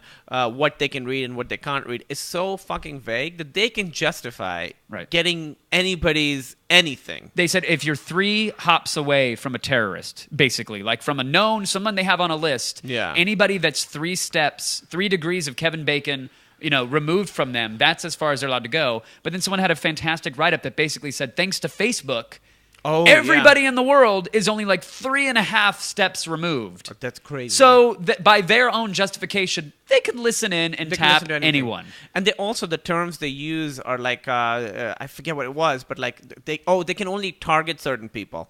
But the way they define target is very different. So they can say you're not targeted, but that doesn't mean they can't do anything. That means they can do a bunch of shit, just not a couple specific things that they can do with the targeted people. Right. But the problem is none of us know what any of these criteria are. So they could do whatever the fuck they want. They can tell us, trust us, we're doing it right. Trust us, they've lied about it every fucking step of the way, but this is the part where they're going to tell the truth. And yes, they're targeting somebody, they're looking for that needle, but they're still sifting through all the hay. Guess what? All your personal shit is the fucking hay. That's what they're sifting through to find their targets. And when I say they, and I brought this up a couple podcasts ago, they are not some like crisp-suited G-men with astronomical IQs that are working and toiling away in an NSA bunker. They are the Edward Snowdens, the fucking 27-year-old contracted employees. There are millions of third-party contractors who it's their job to sift through that hay. Yeah. It's dudes like you and I who go into that field that have access to everything. That's crazy. I literally, Bria was away filming a movie, and there was a moment of like, hey, you want to get on the Skype tonight? And I was like, I don't know. I don't think so, because not that I'm totally not interested in seeing every pixel of you, on Skype, but I don't like the notion that this is being archived somewhere in a big NSA black box and that someone might be able to go searching for your Skype name. That fucking freaks me out. And it really is being archived. It's happening. I know. Happening. There was like a moment where I'm like, okay, I'm going to put the webcam here and that's it. And I have like I have tattoo, like I have eagle wings that splay out from my cock, but I covered those with gym socks because I didn't want my dick to be identifiable. Like the lengths that I have to go through now just to jerk off on chat roulette or have a Skype session with my girlfriend, they're fucked up. They're like, wait, is that Kevin Pereira's I know, those wings are majestic. I know those feathers anywhere. Do you have concerns like that? Would you? I don't know. I mean, maybe I'm getting too personal, but I don't know if you guys send anything back and forth or some filthy texts. Yeah, I mean, I do have those concerns. I am not. You know what? If naked pictures of me get out there, I'm fine with it. I don't really. But what about the notion of like some other dude looking at naked pictures of your girlfriend, or Yeah, your no, wife? it's horrifying. That's not okay. in the It's not slightest. okay, and it's horrifying, and it's.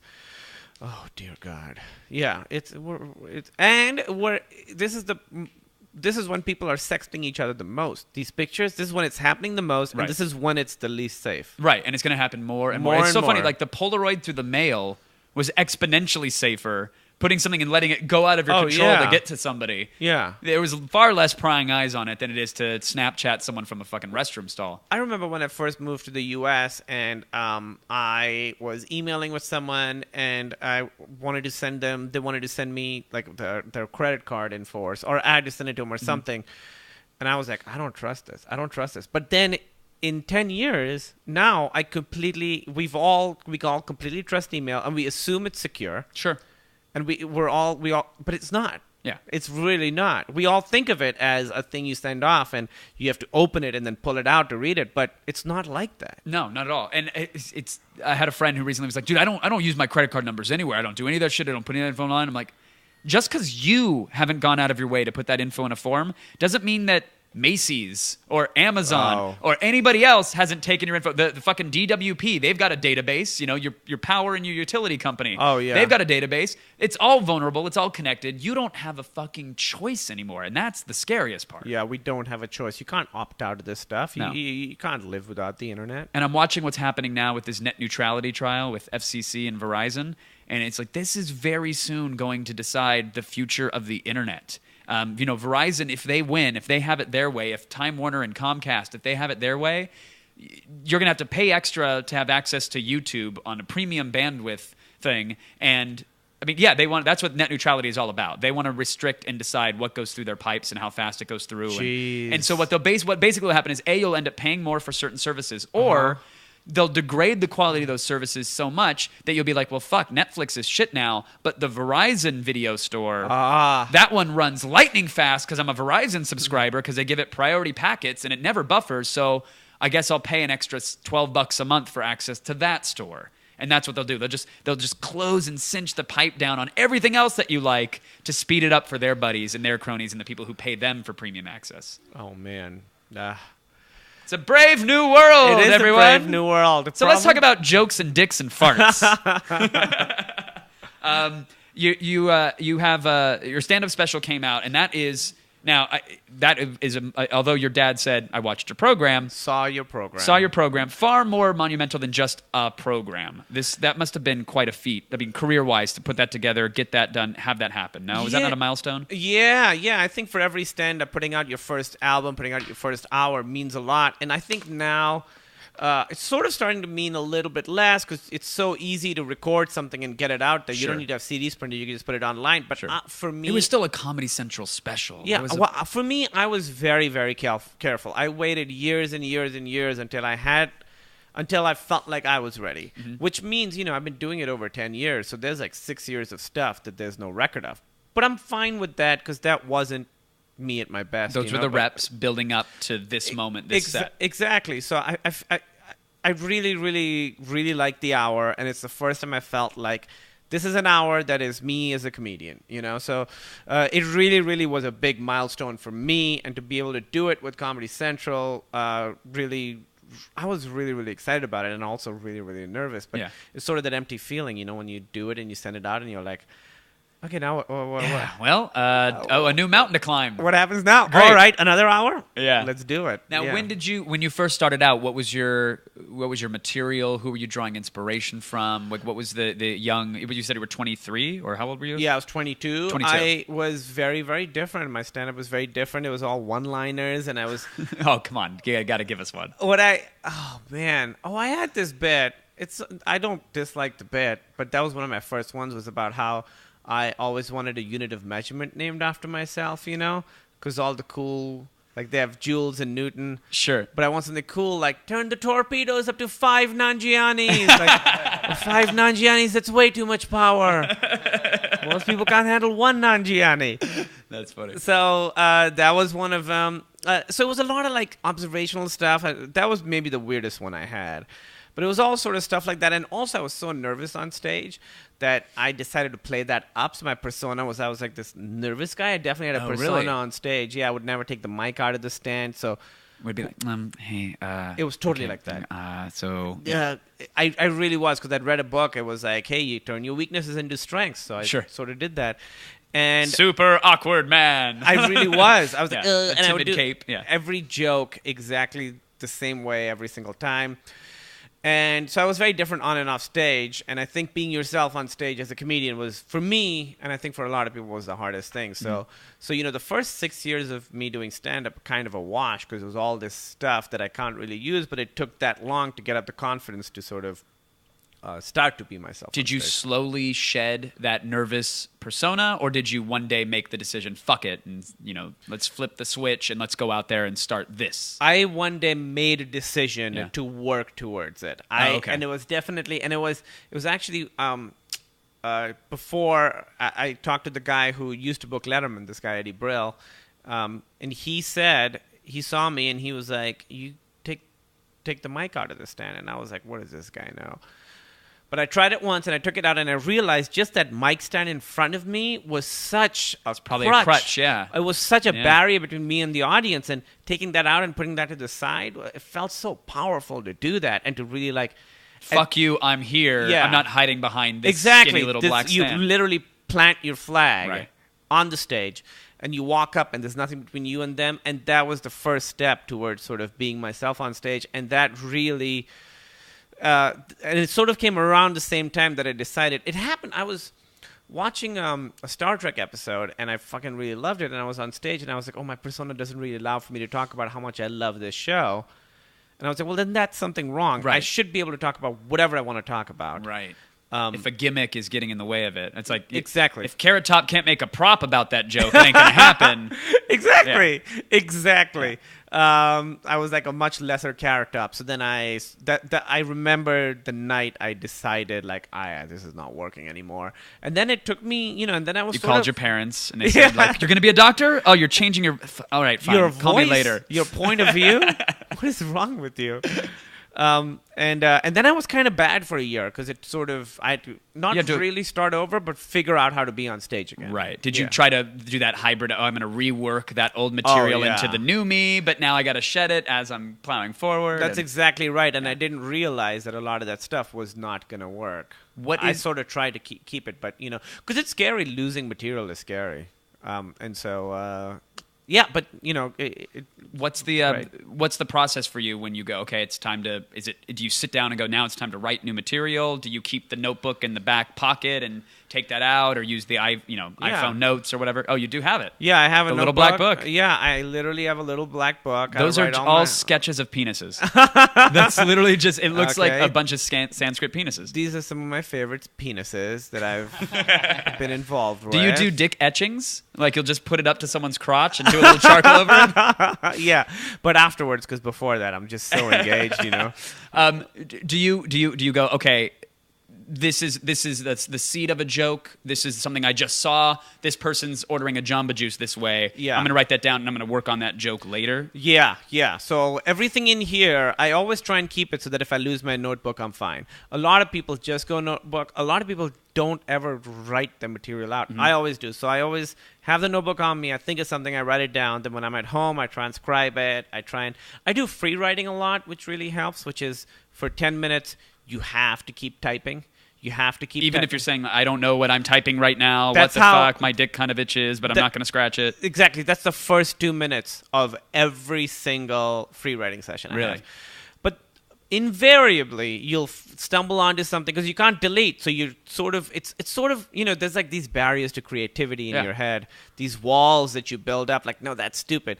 For me, it's bong resin. Yeah, is it really? That's mostly what it is. And if I can get to the other side of it, the joke's going to come out. But I usually can't. Sometimes bong resin helps. Yeah, I've Sometimes heard.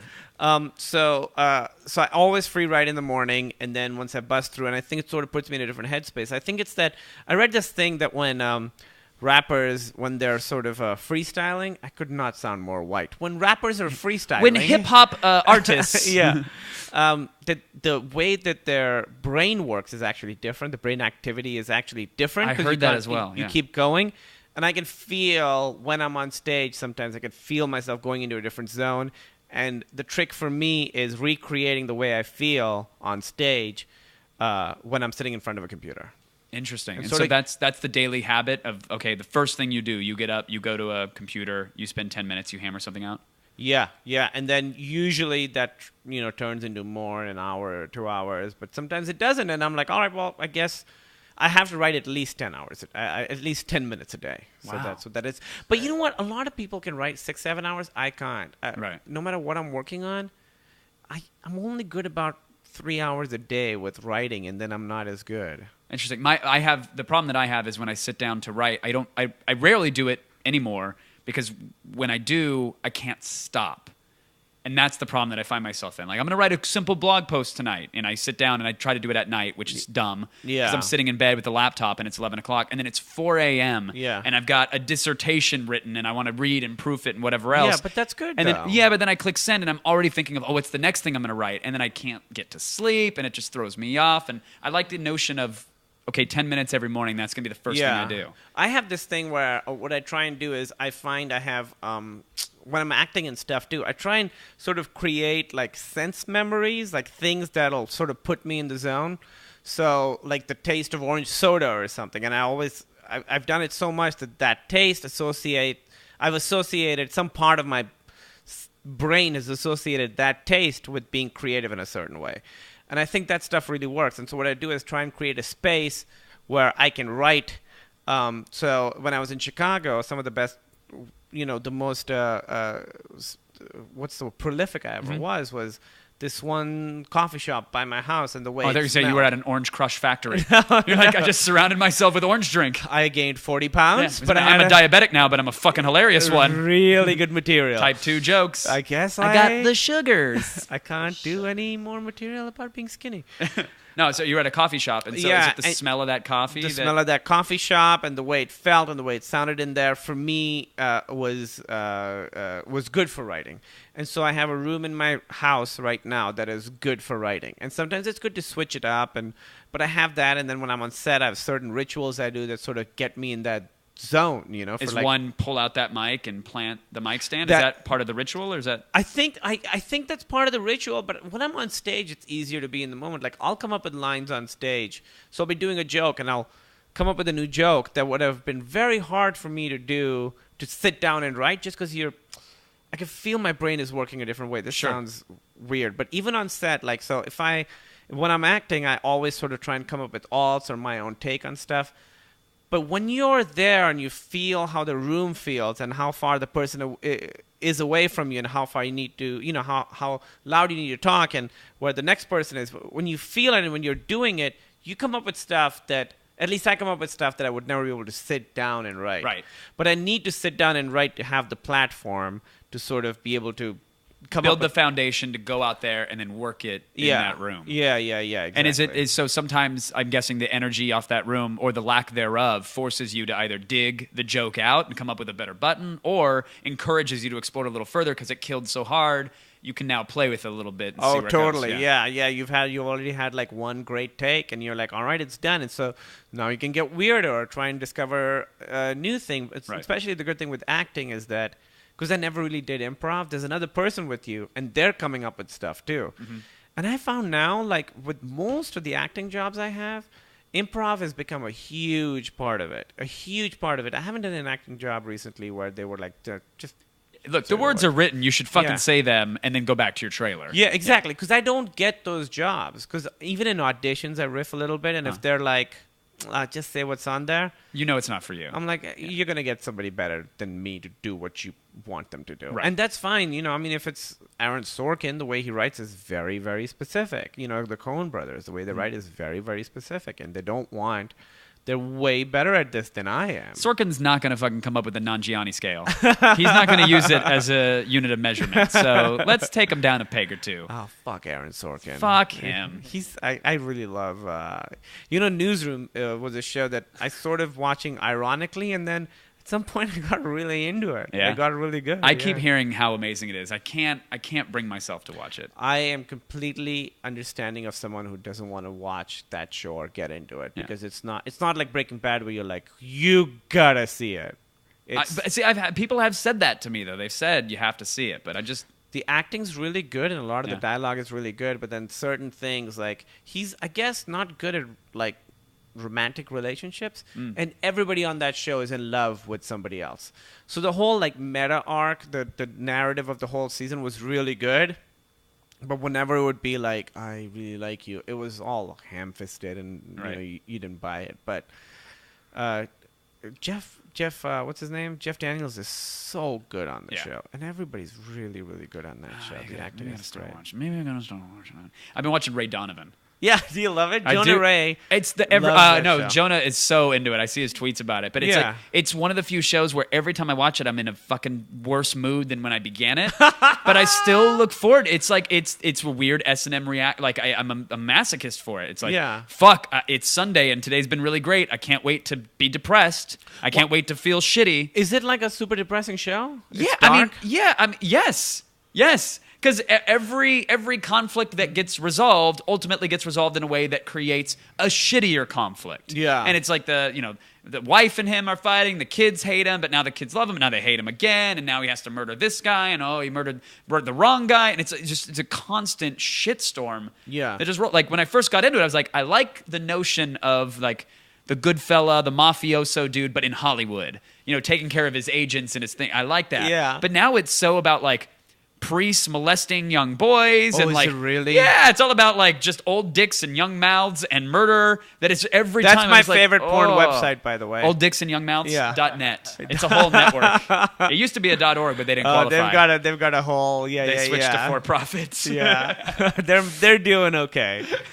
A lot of hunger for that material. What are your porn habits when you fire up the web browser? Do you have the tried and true sites that you go to? Yeah, tried and true. Which are what do you go to? I'm a UJizz first and foremost. I think they have UJizz. What? What is UJizz? UJizz is the fucking the preschool level of online smut. How do you not know UJizz? The barrier in it, that's like what? It's weird. It's Fisher Price, my first FAP job. That's what this is? No, this is my free cams. This is Brian's favorite thing in the world, and I'm sure this is somebody who knows are these real women somewhere that are... So that was a real woman online at that point? Yeah. Yeah. And now, she's probably watching this. Now we don't know that wasn't by force, but she definitely is there on a webcam. So if you were to zoom out, there's probably an AK there. There's probably the barrel of a gun is just out of the way. Why is there a tear? Do you not know my free cams? No, I don't know. So my free cams or any of these sites are basically that. Yeah, could you get the Sublime out of there so I could put this on YouTube maybe? Thank you, sir. My free cams is like it's like sexual carnival barking. So there'd be hundreds of girls live on their webcams and a chat room of people, and they're basically saying, hey, for tokens, which you pay real world money for 40 tokens, I'll put that wine bottle up my cooter. But for 100 tokens, I'll put that up there while my mom takes a selfie. In the background or whatever. Are there like couples too? There are couples on there. There are women. There are some women that make such a living off of doing this all the time. They have full-on wheels done up where they'll spin wheels. And it's like, whatever it lands on, that's what I'll do. Like they have games. They're producing game shows within the My Free Cams world. I don't like I guess for a lot of people, the power of it, like I made her do that. I made her put a I don't need that. Bottle. I don't need that in my life. I'm okay with like a produced porn. That you like to produce stuff? Well, I'm okay with that. Right. Well, that's what I was asking. Like, what do you go for? You don't have to give me specific sites. Yeah, although you should check out the UJizz. But like, are you an 80s porn man? No. Do you like no? No. Do you like 90s? You like the current? more recent the better. Okay. I want the people to look the way they'll probably look right now. You want so current fashion, current trends. If you see a chain wallet, you go limp right away. Yeah, I want them to have seen the second season of Newsroom. I want them to be fucking current, I want them to know what's happening on Breaking Bad. I want them to be like worried about the NSA shit. Like, But do you care at all? Because I feel like the stuff that's produced today is so paint by numbers, formulaic. With It here's really the fake is. story, and there's no way you're a schoolgirl. I appreciate I the skipped the pigtails and stuff. story. So you jump. So there is a great timeline that someone made of like the timeline of porn, and it's like not watched a little bit here, which maybe is like blowjob scene, then watched a little bit here, which is close to finish, and then always pop shot at the end. oh, really? See, two things there. One, I don't fast forward at all. So the Whoa! scene So starts. once you commit, you're in. Oh yeah. I'll skip Yeah, to. right. Why would you do that to Really? yourself? No, That's I love it. horrible. I want the full. But you skip the story element, so you go right to the moment. But soon as they like kiss or touch, I The have to watch. kissing is where you begin. Yeah. Right when they Wow. start. Right when they start. Wow. Is when I start. So I've skipped through all the bullshit, but when they're into it, like. And this is gay porn, right? Because Yeah, there's no it's way this just is gay straight porn. porn. If you're Yeah. watching kissing If they're scenes and getting kissing. hard, there's no Or- way. That is weird. Like you watch 5 scenes and like they didn't kiss once. Like, just kiss. I don't need them to be in love. No, I don't want need them a- to be I need in an love, elaborate but I note. don't want them to clearly loathe each other. Do you want Aaron Sorkin to write their ham-fisted love I don't story? care what they're talking about. Okay, but you want them- I'm okay with some eye contact. You know, give a shit. Be How there. can they see each other through the bathroom stall divider? That hole only has room for one black dick. See that weirds me out. I don't like that it's such a detached like dick. You know, I don't like if they're wearing a mask or something. I don't like if it's sci-fi where they're like pretending like they're on. I don't like if they're pretending to be pirates. I want them to be today. Just people fucking This happened yesterday. in a bed somewhere that Yeah. you don't need even laundromat or kitchen or. No. I prefer the bed. I don't like the kitchen. I don't like outdoors. Right. That weirds me out. I want a bed. You want like 3:30 in the afternoon. The Afternoon's sheets great. slightly disheveled. Sheets are fine. Do whatever you got to do with the sheets. I'll take a nice couch. You know. Oh, so you'll mix it up. Yeah. Honey, we're gonna get adventurous tonight. Let's Yeah, break yeah, out yeah. the ottoman. I just don't need to be like the kitchen counter. I don't like that. If they have to stand to do it, I'm not really into that. Like, be comfortable, you know? Be comfortable. And then once they start, I watch the whole thing. Then I watch all the way to the Wow. end. And then the pop shot doesn't do it for me. I don't like stop before it, but like once the What does it for you? The part where they kick her out of the cab and don't actually give her, don't actually take her to the destination? Yeah, I like thinking about her later at night. Like, what have I done? What happened? I like the part where their mom finds out what they've been up to. No, the pop shot doesn't do anything for me. That's weird. Does that do it for you? Like, Yeah, I try to actually time mine. No, to I it, try and time it. and I feel like then, I time it, but but you time it just because that's the end of the video, and so that's you the want end to of be the finished. video. Yeah. I can't watch. I'm too ADD. I need to skip through. It'll Yeah. be multiple clips. I'll Oh, fire them really? up. I'll go. Yeah. I need, no. Once gotta I'm in, cycle through. Once I'm in. But do you audition One. clips to go? Okay, this oh, one's gonna be totally. good. Oh Okay. yeah. You audition. I'm more into You have cream to. pies also. I Are don't you? care about the pop shot. What is that about? You don't know the cream pie? No, I know what it is, but, but why what's are the you obsession into with it? You want to know that maybe a mistake baby was made? Yeah. Maybe AIDS happened? That does it for you? Yeah. What is it about that, Brian? I was just kidding. I No, think you're it's not. Come Disgusting. on. I know. I really Wait, don't. is it disgusting? Like I'm just like you, man. I fast forward and get to the good part. I don't like when and they then- play around with it. That's the part that bugs What do you me mean out. play around Like when with they it? play telephone with a man's semen. You know, it's like they'll do the cream pie and then she'll squirt it out into a yeah. martini glass. Yeah, then yeah, someone will yeah. swill it and crack an egg into it and make some mixology. Then there's a Japanese girl crying, and then they pour it into like a Labrador's asshole. Yeah, yeah, And they yeah. take it. It's like it's way too Rube Goldberg machine. That's like a lot. It just ends up like pressing play on an iPod. I like it. Yeah, go ahead. I say No, you start to say I like it. And I like you it when should- it seems like they're both into it, and there's Sure. no way that the girl is into the weird swapping of the sperm thing. See, that's why I like amateur stuff. Like one of my Right. favorite websites, unfortunately, I think just got bought because now it looks like it's amateur, but then you Fake click on amateur it, shit. you can tell there's multiple Yeah, cameras. I've seen and that stuff. woman before. Yeah. Oh yeah, that girl. No, I mean, Well, no, I mean oh, yeah, just yeah. like whoever you're Yeah. watching. Submityourflicks.com used to be Oh, yeah. awesome. Yeah. And now just lately I've noticed that it's bullshit now. All of them are like production, fake, look amateur and stuff. But I like it when it's just like a guy and a girl. Maybe the girl cheats on the guy, so he puts the video online. Yeah, maybe you she doesn't even so know it's, she's like, being But real. that's film. not real, is it? Or you buy that story? That it's like a Well, revenge no. thing? Clearly, on some sites and with some videos, it's a bullshit story. But on Yeah. other ones, It is real? I totally Oh, believe yeah. that it's real. I could show you one right now. Yeah. on my phone, the one that I'm uploading right now. All right, start at the beginning. Yeah. I gotta watch all the way to the end. Yeah, I need like a towel halfway draped through the lens. Like she needs to not know she's on film. That's what I like. Dude, I have this. When I was a kid, like 12 or 13, when I started watching, I had a porn that was like a 2-hour porn. On and I was VHS or was this on VHS. Yeah. And I was like, I have to watch this from the beginning. I'm going to hit play and watch the entire thing in one sitting. And I did. I watched the whole thing while Did you have cock calluses by the end of it? For like you 2 must have had hours. an iron dick by the end Well, of that a thing. lot of it isn't even, you're not even masturbating anymore. You're just like, you touching, like, all right, that's too much. Right. Because after the first. Oh, like, so you were going for like an endurance play. I was This going for wasn't an endurance multiple. play. This wasn't like No. shoot and then reload. You were like, I need to. Okay. the whole thing, I watched the whole stories. You're a everything fucking that was masochist. You were happening. playing edge play there. Yeah, I really did that. For when 2 hours. And when it when the movie was over, did you feel a sense of accomplishment, or now do you just have a fetish for credits? Oh my God, Like you I- constantly comment, even at the ArcLight. Oh, God. Directed by. Yeah. So these people are just like, hey, this is our vacation video. Like we set up a little camera, we're just hanging out. So on did they then put it out on? But see, I don't like that there's not different camera angles. Oh, see, I like that. Yeah, I don't mind makes that. Because It makes when it there's feel different real. camera angles, it seems like there's a cameraman maybe in the room that's Really? like making the vibe creepy because he's sitting there watching them. So, But then you don't see a close up of the hole that the poop comes out of. That is true. If you don't get the lens at least a millimeter from the asshole. I can't count the pubes. What's the point? Yeah. This is why you I don't jump don't around, s- because you can't miss a second of this. Yeah. You got to know where it is. I don't see the razor burns. What's the point? That's I remember when they were like, the HD DVD Blu-ray wars. Who's gonna win? It's like Oh. where porn is, and every comedian did the whole like, I don't want HD porn. I don't want to see that, but.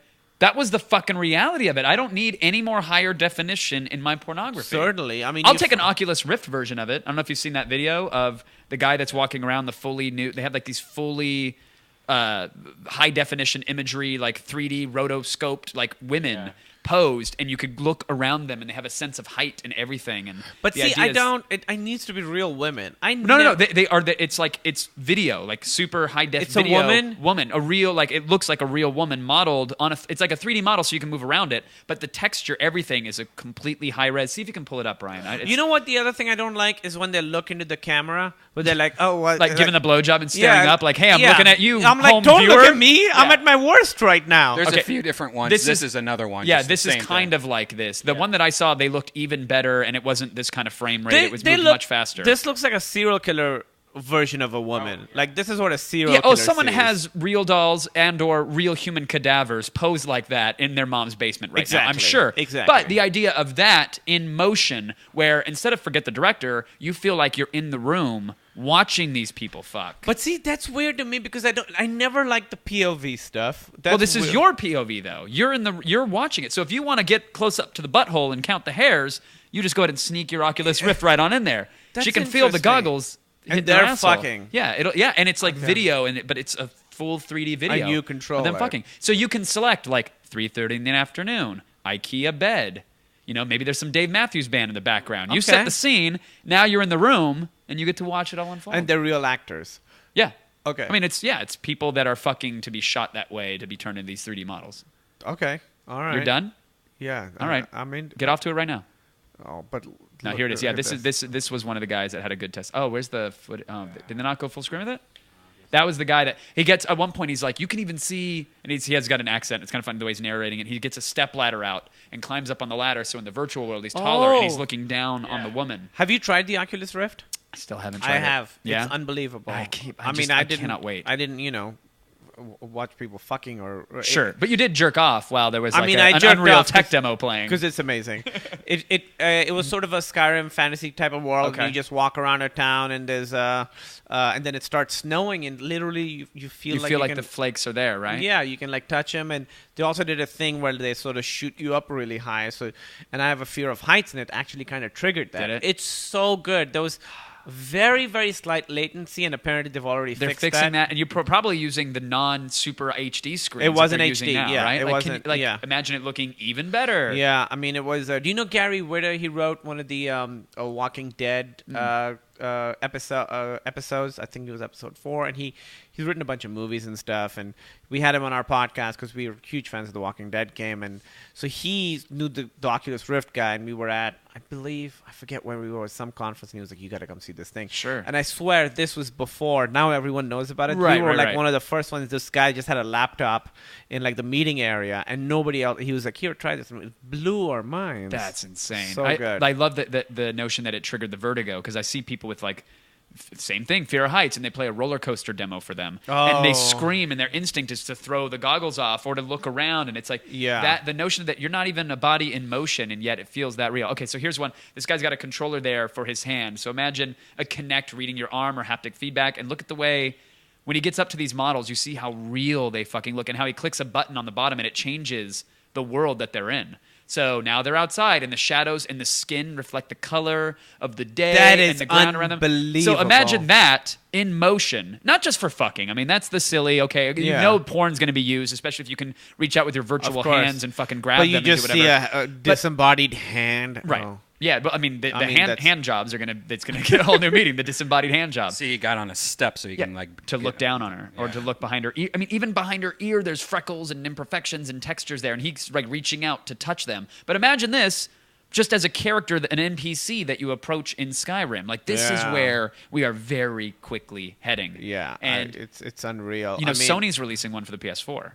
What, Oculus Rift kind of thing? They're releasing their own Oculus Rift, and I talked to a guy who worked on a commercial for it. I didn't know that. Yeah, he did MoGraph for it. I don't know if it's even been announced, and I don't know if he was supposed to tell me that. I hope I didn't cause somebody their job, but they're working on their own sort of, because Sony for ages has been making those cinema head-mounted displays. Which haven't been They haven't been that great, but clearly people see how the Oculus is doing it, and they go, okay, we can do that. And Sony's got... Apparently a kid, like he was like 18 or 19 when he started working on this, and it was just one guy, and now obviously he sold it and stuff. Right. Well, and John Carmack is on board now. Yeah, John Carmack loves it. If there's anybody, I love that. We were talking about this last time. They're figuring out the latency of the human head. Was it here that we were talking about that? Like they're saying that like if you turn to help with the latency of the system, because that's what really helps it feel real, is how quickly it can adjust your head tracking. If you quickly accelerate your head to the left, you're not a machine, so you can't instantly stop your head. Yeah. And so they're actually doing like studies on how fast it takes or how long it takes for your head to come to a complete stop. And so they can test the acceleration curve of your head until the game engine in advance. Even if he stops right now, there's going to be an extra 5 milliseconds of rendering that's needed, no matter how quick he looks. Yeah. And so it's using that to cut down on the latency. And that's the little shit. Like the slight latency is what's going to pull people out of it. Totally. And I mean, that's amazing. It's amazing. And I you know what, the PS4 sounds like an awesome gaming machine. If they release something that's even halfway decent as a Rift-like component for that, I'm so on board for that. I mean, but I'm interested to see how long you'd be able to like have a gaming session with like a fairly heavy thing on your head. That's, because when I tried the Oculus Rift, it's lighter than you think, but it's still a thing. It's still a thing. It's still a thing on your head. Yeah. Are you getting the PS4? That's what you're doing? So right now, I've only pre-ordered the Xbox One. Because I'm not.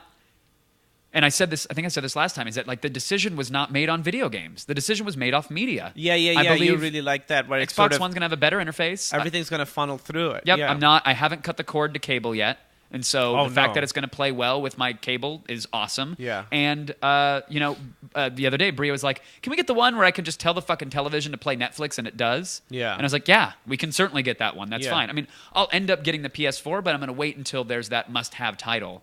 And for launch, I don't know that there's a must-have title on either console. I mean, I want to play Dead Rising 3. That's the one that I'm most excited about. Watch Dogs, but that's going to be on everything. Watch Dogs is great, but it's going to be on everything. Yeah. So it's like there's not like an exclusive must-have. No. I think Dead Rising's probably close. Killzone never really interested me. Killzone feels like they really it's a really pretty tried. tech demo. Yeah, it looks great, but that's never a franchise that many people have ever been excited about. It never felt satisfying to me. The guns never felt satisfying. The combat, the movement, nothing ever felt it. Isn't that interesting how like there's certain games that just have it, some don't. Like Call of Duty always like feels tight. Sure. Gears of War feels heavy, it feels tight, it feels good. But those games, there's something about it. And here's the thing: if Killzone were released before the Halos and and every other fucking the Call of Duties, if it was, I mean, it kind of was, but I'm talking about like the iteration that everybody knows, like this next one. they just didn't refine it enough, and it wasn't ever popular enough to be the feeling of it. Yeah. Do you know what I mean? Like, Yeah, something else came along after it and was like, oh no, this is a little bit better, and now this is defining it. Yeah, I remember obviously GoldenEye had it, and then Halo on the Xbox. The first Halo one, it totally had had it. It was like, oh my god, this is it. I This is remember perfect. fucking coiling, crimping a 125-foot Ethernet cable, like custom making it so I could wind it from the living room downstairs up the banister to a bedroom upstairs, and friends would come over and we would play the shit out of the Gulch, Blood Dude, Gulch I used map. to play that all the time. We used to have LAN parties So on good. on that all the time. And I miss, So good. games are so fucking balanced these days. I miss the, oh shit, he's got the rocket launcher. Oh, yeah, we're all fucking dead. run. Yeah. Run your ass, He's Yeah. got the rocket launcher. Yeah. And now it's like, you got that weapon? Okay, I'll just use this other weapon and I'll play it in a slightly different way and I'll kill you. Yeah. I think it's too balanced. I love that. I love No, that I you love, could two-shot someone with a pistol. Yeah. Oh, yeah, the pistol was great. If you got good with scoping in on that thing and Yeah. fucking headshotting, that was great. Yeah. I love the first Halo. What about you for next gen? I'm sorry.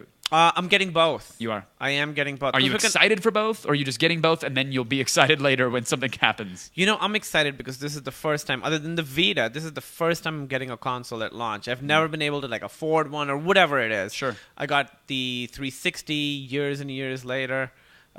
Maybe 2 years after it came out. I just didn't have the money for it. So this is the first time I'm getting it. I'm really, really excited.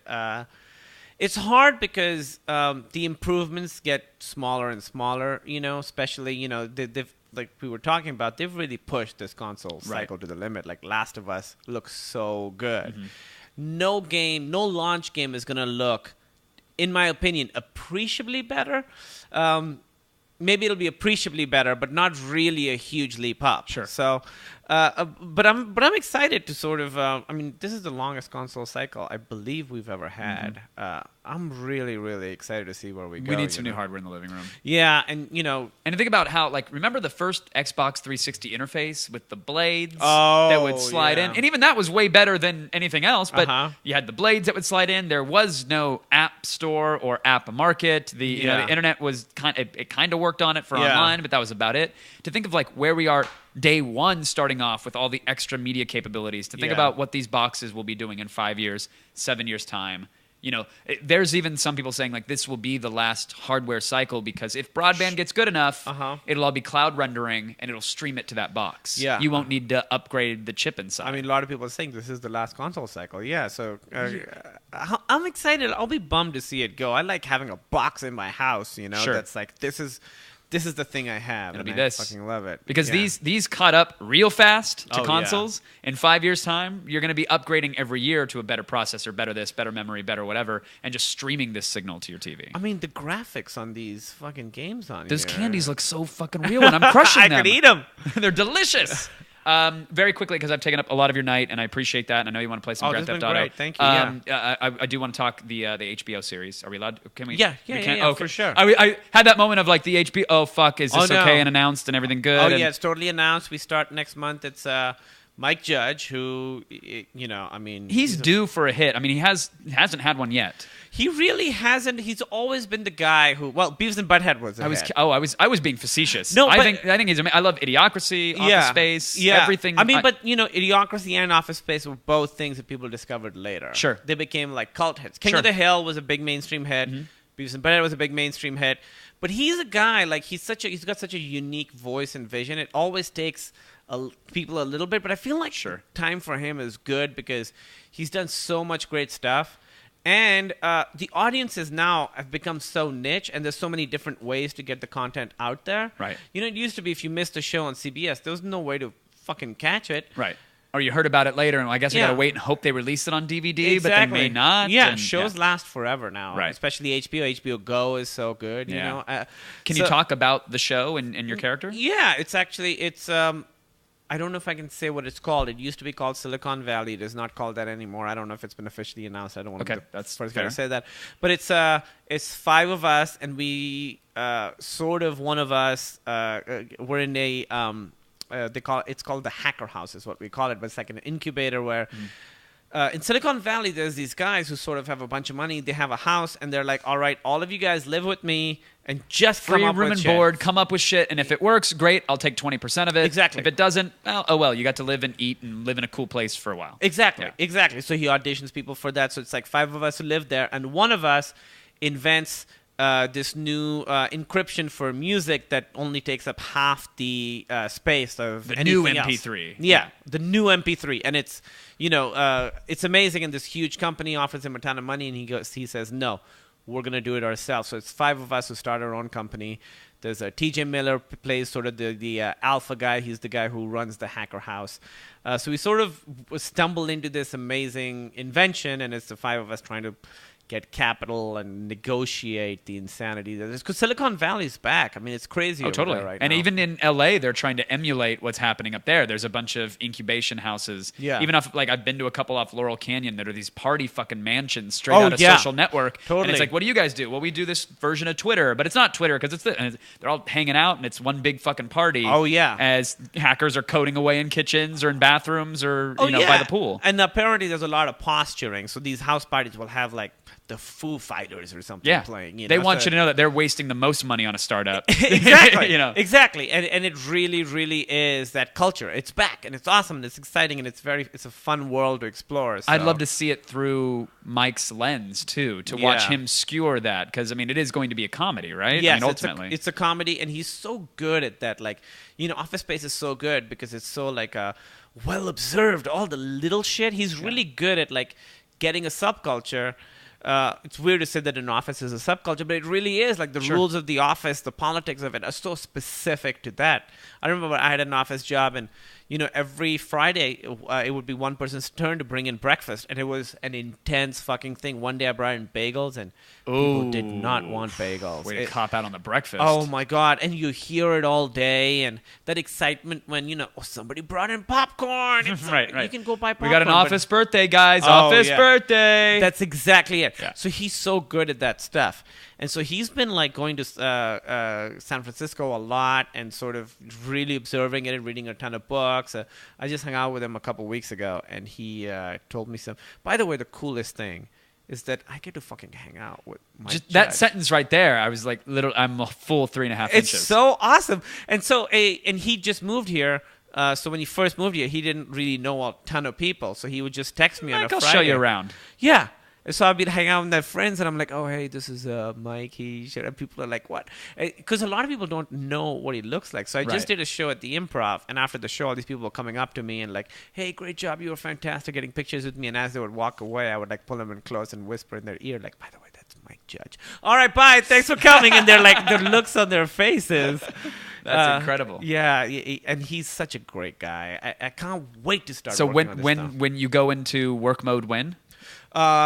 Right now we start shooting October 28th, but we sort of start working like the actors sort of start going in and rehearsing and stuff. Sure. I think October 8th is the day that we start. And is this thing going to come out end of this year, or is it going to No, hit sometime 2014? I bet it comes out like spring. If Okay. I had to guess, I would guess February or March. But Awesome. that's just a guess on my part. That We'll take seems it. to be like I'm looking at when they're shooting stuff. Well, and wait. I'm when it sure comes out. Amazon will break the street date at some point. That's where we all find out the release dates of everything. Yeah, anyways. it's true. Yeah, it's love true. it. I mean, I Thanks, found out. major box retailers. Yeah, I found out when the Xbox was coming out because it said your shipment date has Right. been updated. Well, I guess it better be out if it's going to arrive on my doorstep. Yeah. Otherwise, Amazon just figured out time travel, Yeah. and that's way more important than the X-Bone. Yeah. What sucks though is that when the new consoles come out, I'm going to be heavy into production. So they come out, I believe, the 21st and the 28th or something like Right. that. Is that the dates? You poor thing. I'm I'm working so still. sorry. I'm so sorry for you. All right. It's very hard to complain. It is very hard to complain. Listen, I'm very, very happy for you. That's incredible. Congrats on that. That's Oh, like thank such you. an awesome Yeah, project. it's a show that I would be excited to just watch. So it's really cool to be a part of something that I would be excited just to watch. It's amazing. Don't fuck it up, all right? Oh my god! Don't fuck it up. We're all This counting is on you. Pressure. There's a lot of pressure. How can people follow you on the Twitter spheres and the social whatnots, and how can they get your comedy stuff? Plug away, please. Okay, great. So go listen to my podcast, The Indoor Kids, on the Nerdist Network Yes. with my wife, Emily Gordon. That's about video games, but also comic books and movies, sort of all the indoor stuff that She's we love. 10 kinds of fan. I know you married her, so you know she's amazing. I got to get her on here as well. Like, I she's scored. so cool. I scored hardcore. On Twitter at Kumail, N-K-U-M-A-I-L-N. Get my special beta mail, ccdirect.comedycentral.com. There's a couple movies I'm in, small parts that are on demand right now. Hell Baby, and then Bad Milo. Bad Milo, yeah. Bad Milo is a fucking crazy movie. That's in our. We're queued up to watch that. I'm very curious to see what you think of it. It's a really, really cool, weird movie. So watch those. And so Yahoo did this thing. So did this series called Burning Love, right? Yeah, it loved was huge. Loved it. Do you know they released 5 more series, and I guess they didn't promote it or anything. Nobody knows. They did it like last week. I only know this because I moderated a panel today where Adam Besserman, the guy who greenlights all that, was on it, and I was like, I saw the first pilot episode ages ago of the Jack Black series with the 2. That's what I was gonna. The Ghost Girls or whatever it was called. Ghost Girls. Yeah. I laughed my ass off. It was so fucking good. And then I didn't hear about it, and no one talked about it. And then I talked to him today. It's out. I was like, "When are you gonna release that?" He's like, "Oh, the whole series is out." Yeah. I was like, "What?" He's like, "Yeah, it came out last week." Yeah. It fucking blew me away. It sucks. Nobody knows about it. Ghost Girls. Girls is with an H also. Are you in that? Or in an episode of that? I'm in an episode. I'm in episode 6. It's so funny. I'm in an episode. It's episode 6. It's with Molly Shannon. So they got these crazy guests. Val Kilmer's in it. Yeah. Dave Grohl is in it. Paul F. Tompkins is in it. Jason Schwartzman. Like, they got amazing guest stars. It's the power of Jack Black picking up a phone and saying, "I'm doing a series. Please do this. Please do it." And the answer is, "Fuck yeah." Of course, Jack Black's in it. Really, really funny. The 2 main girls, Amanda and Maria. They're amazing. They're hilarious. They're like these paranormal investigators. So that show's out. Go watch it. My episode is episode 6, but... and so you can jump right to that. There's no like continuity. There's no need to. Don't fuck around with anything else. Just go. Don't watch it like Kumail watches porn. No. Just go to episode 6 and skip right to his part. Go to the money shot. Go right to the gaping anus. Go to the facial. Count the hairs. You'll love it. Kumail, thank you again. It's always a pleasure. Thank you so much for having me. 10 kinds of awesome. Thanks for coming on. Brian Redban, I'm sure you got something to promote, good sir. Come on. To 26 next Thursday, I'll be in Phoenix, Arizona with Tony Hinchcliffe, and then the Love following it. day, Ohio, Columbus, What? Ohio. Those are 2 different places. The 27th, yeah, all the tour dates. You a busy man. Including LA Podfest with What? you, and Death Squad's going to be there, lapodfest.com. But all the links we're doing indoor kids at LA Podfest too. Sorry, you ran out of the plug. Oh, I'm sorry. Yeah, go ahead. I spoke over the URL. Jesus Christ, We're all gonna be there. Go to lapodfest.com to get your ticket. It's gonna be fun. I don't know if you went last year, but it was great. Everyone like stayed in the hotel, and it was just a big party. It's Comic-Con for podcasters. Yeah, it's a big thing. Are you gonna stay there? You stay? You I guys stayed stay at the there hotel? Doug Benson told me to do it last year because he was doing it. Yeah. And then everybody was doing it because it's just like you do all these podcasts during the day, and then everyone just gets wasted together at the hotel. And then there was even a comedy show one night, so we all just went across the street and did a comedy show. Oh, that's awesome. Yeah. Yeah. All right. Hop in on that. I will be there. We're doing a Pointless. I think Sunday night is our show. I don't know who the guest is yet. Oh, what I should say is we have a special, awesome guest, and I can't announce it just yet. I can't announce it. Whenever I see a comedy show, they're like, special guest, we got a name. Like, you don't fucking know who it is. You just don't have one yet. That's okay. Quick round of plugs for me. Listen, people have been tweeting the shirts and whatnot that they've been receiving from the Pointless merch store, and that just brings me endless amounts of joy and profit. So please head over to pointless.merchtable.com. I know you guys use Merchtable for the Indoor Kids podcast store. But go to pointless.merchtable.com. Over there, you can grab Cyborg Jesus t-shirts. We got the Monster Truck t-shirt, Kisses, Hugs, Belly Rubs, a whole bunch of madness over there. And please tweet me photos when you get it, preferably with them on, not just of the shirt hanging out on a bed or something like that. I mean, I appreciate it, don't get me wrong, but I want to see your adorable faces. Put it on a girlfriend. Put it on your pup. Put it on your neighbor, reluctantly. I don't care. Just get it on a human being or a real doll. Pointless.merchtable.com. Check that out. We're launching a new super creative website very soon at supercreative.tv. And we will also, in the coming weeks, be launching a hoodie design contest with some friends of ours, and it's a cool submission system that we have built, a microsite. We're giving away artwork and guidelines. So we want you to design stuff for us. And again, every design that you see on the Merch Table portal was designed by a fan, and they're getting a percentage of each and every sale. And you will too if you send in a submission for the contest. So that's going to be coming soon. In the meantime, I'm off to play fucking Grand Theft Auto. Me too. I'm assuming everybody else is as well. All right, let's do this. Kisses, hugs, and belly rubs. Good night, everyone. Meow. This podcast should be blood red, American, blah, blah, blah. Fucking blood red American. NDAA. Everybody playing vagina left and right. Cyborg Jesus. Jesus, America.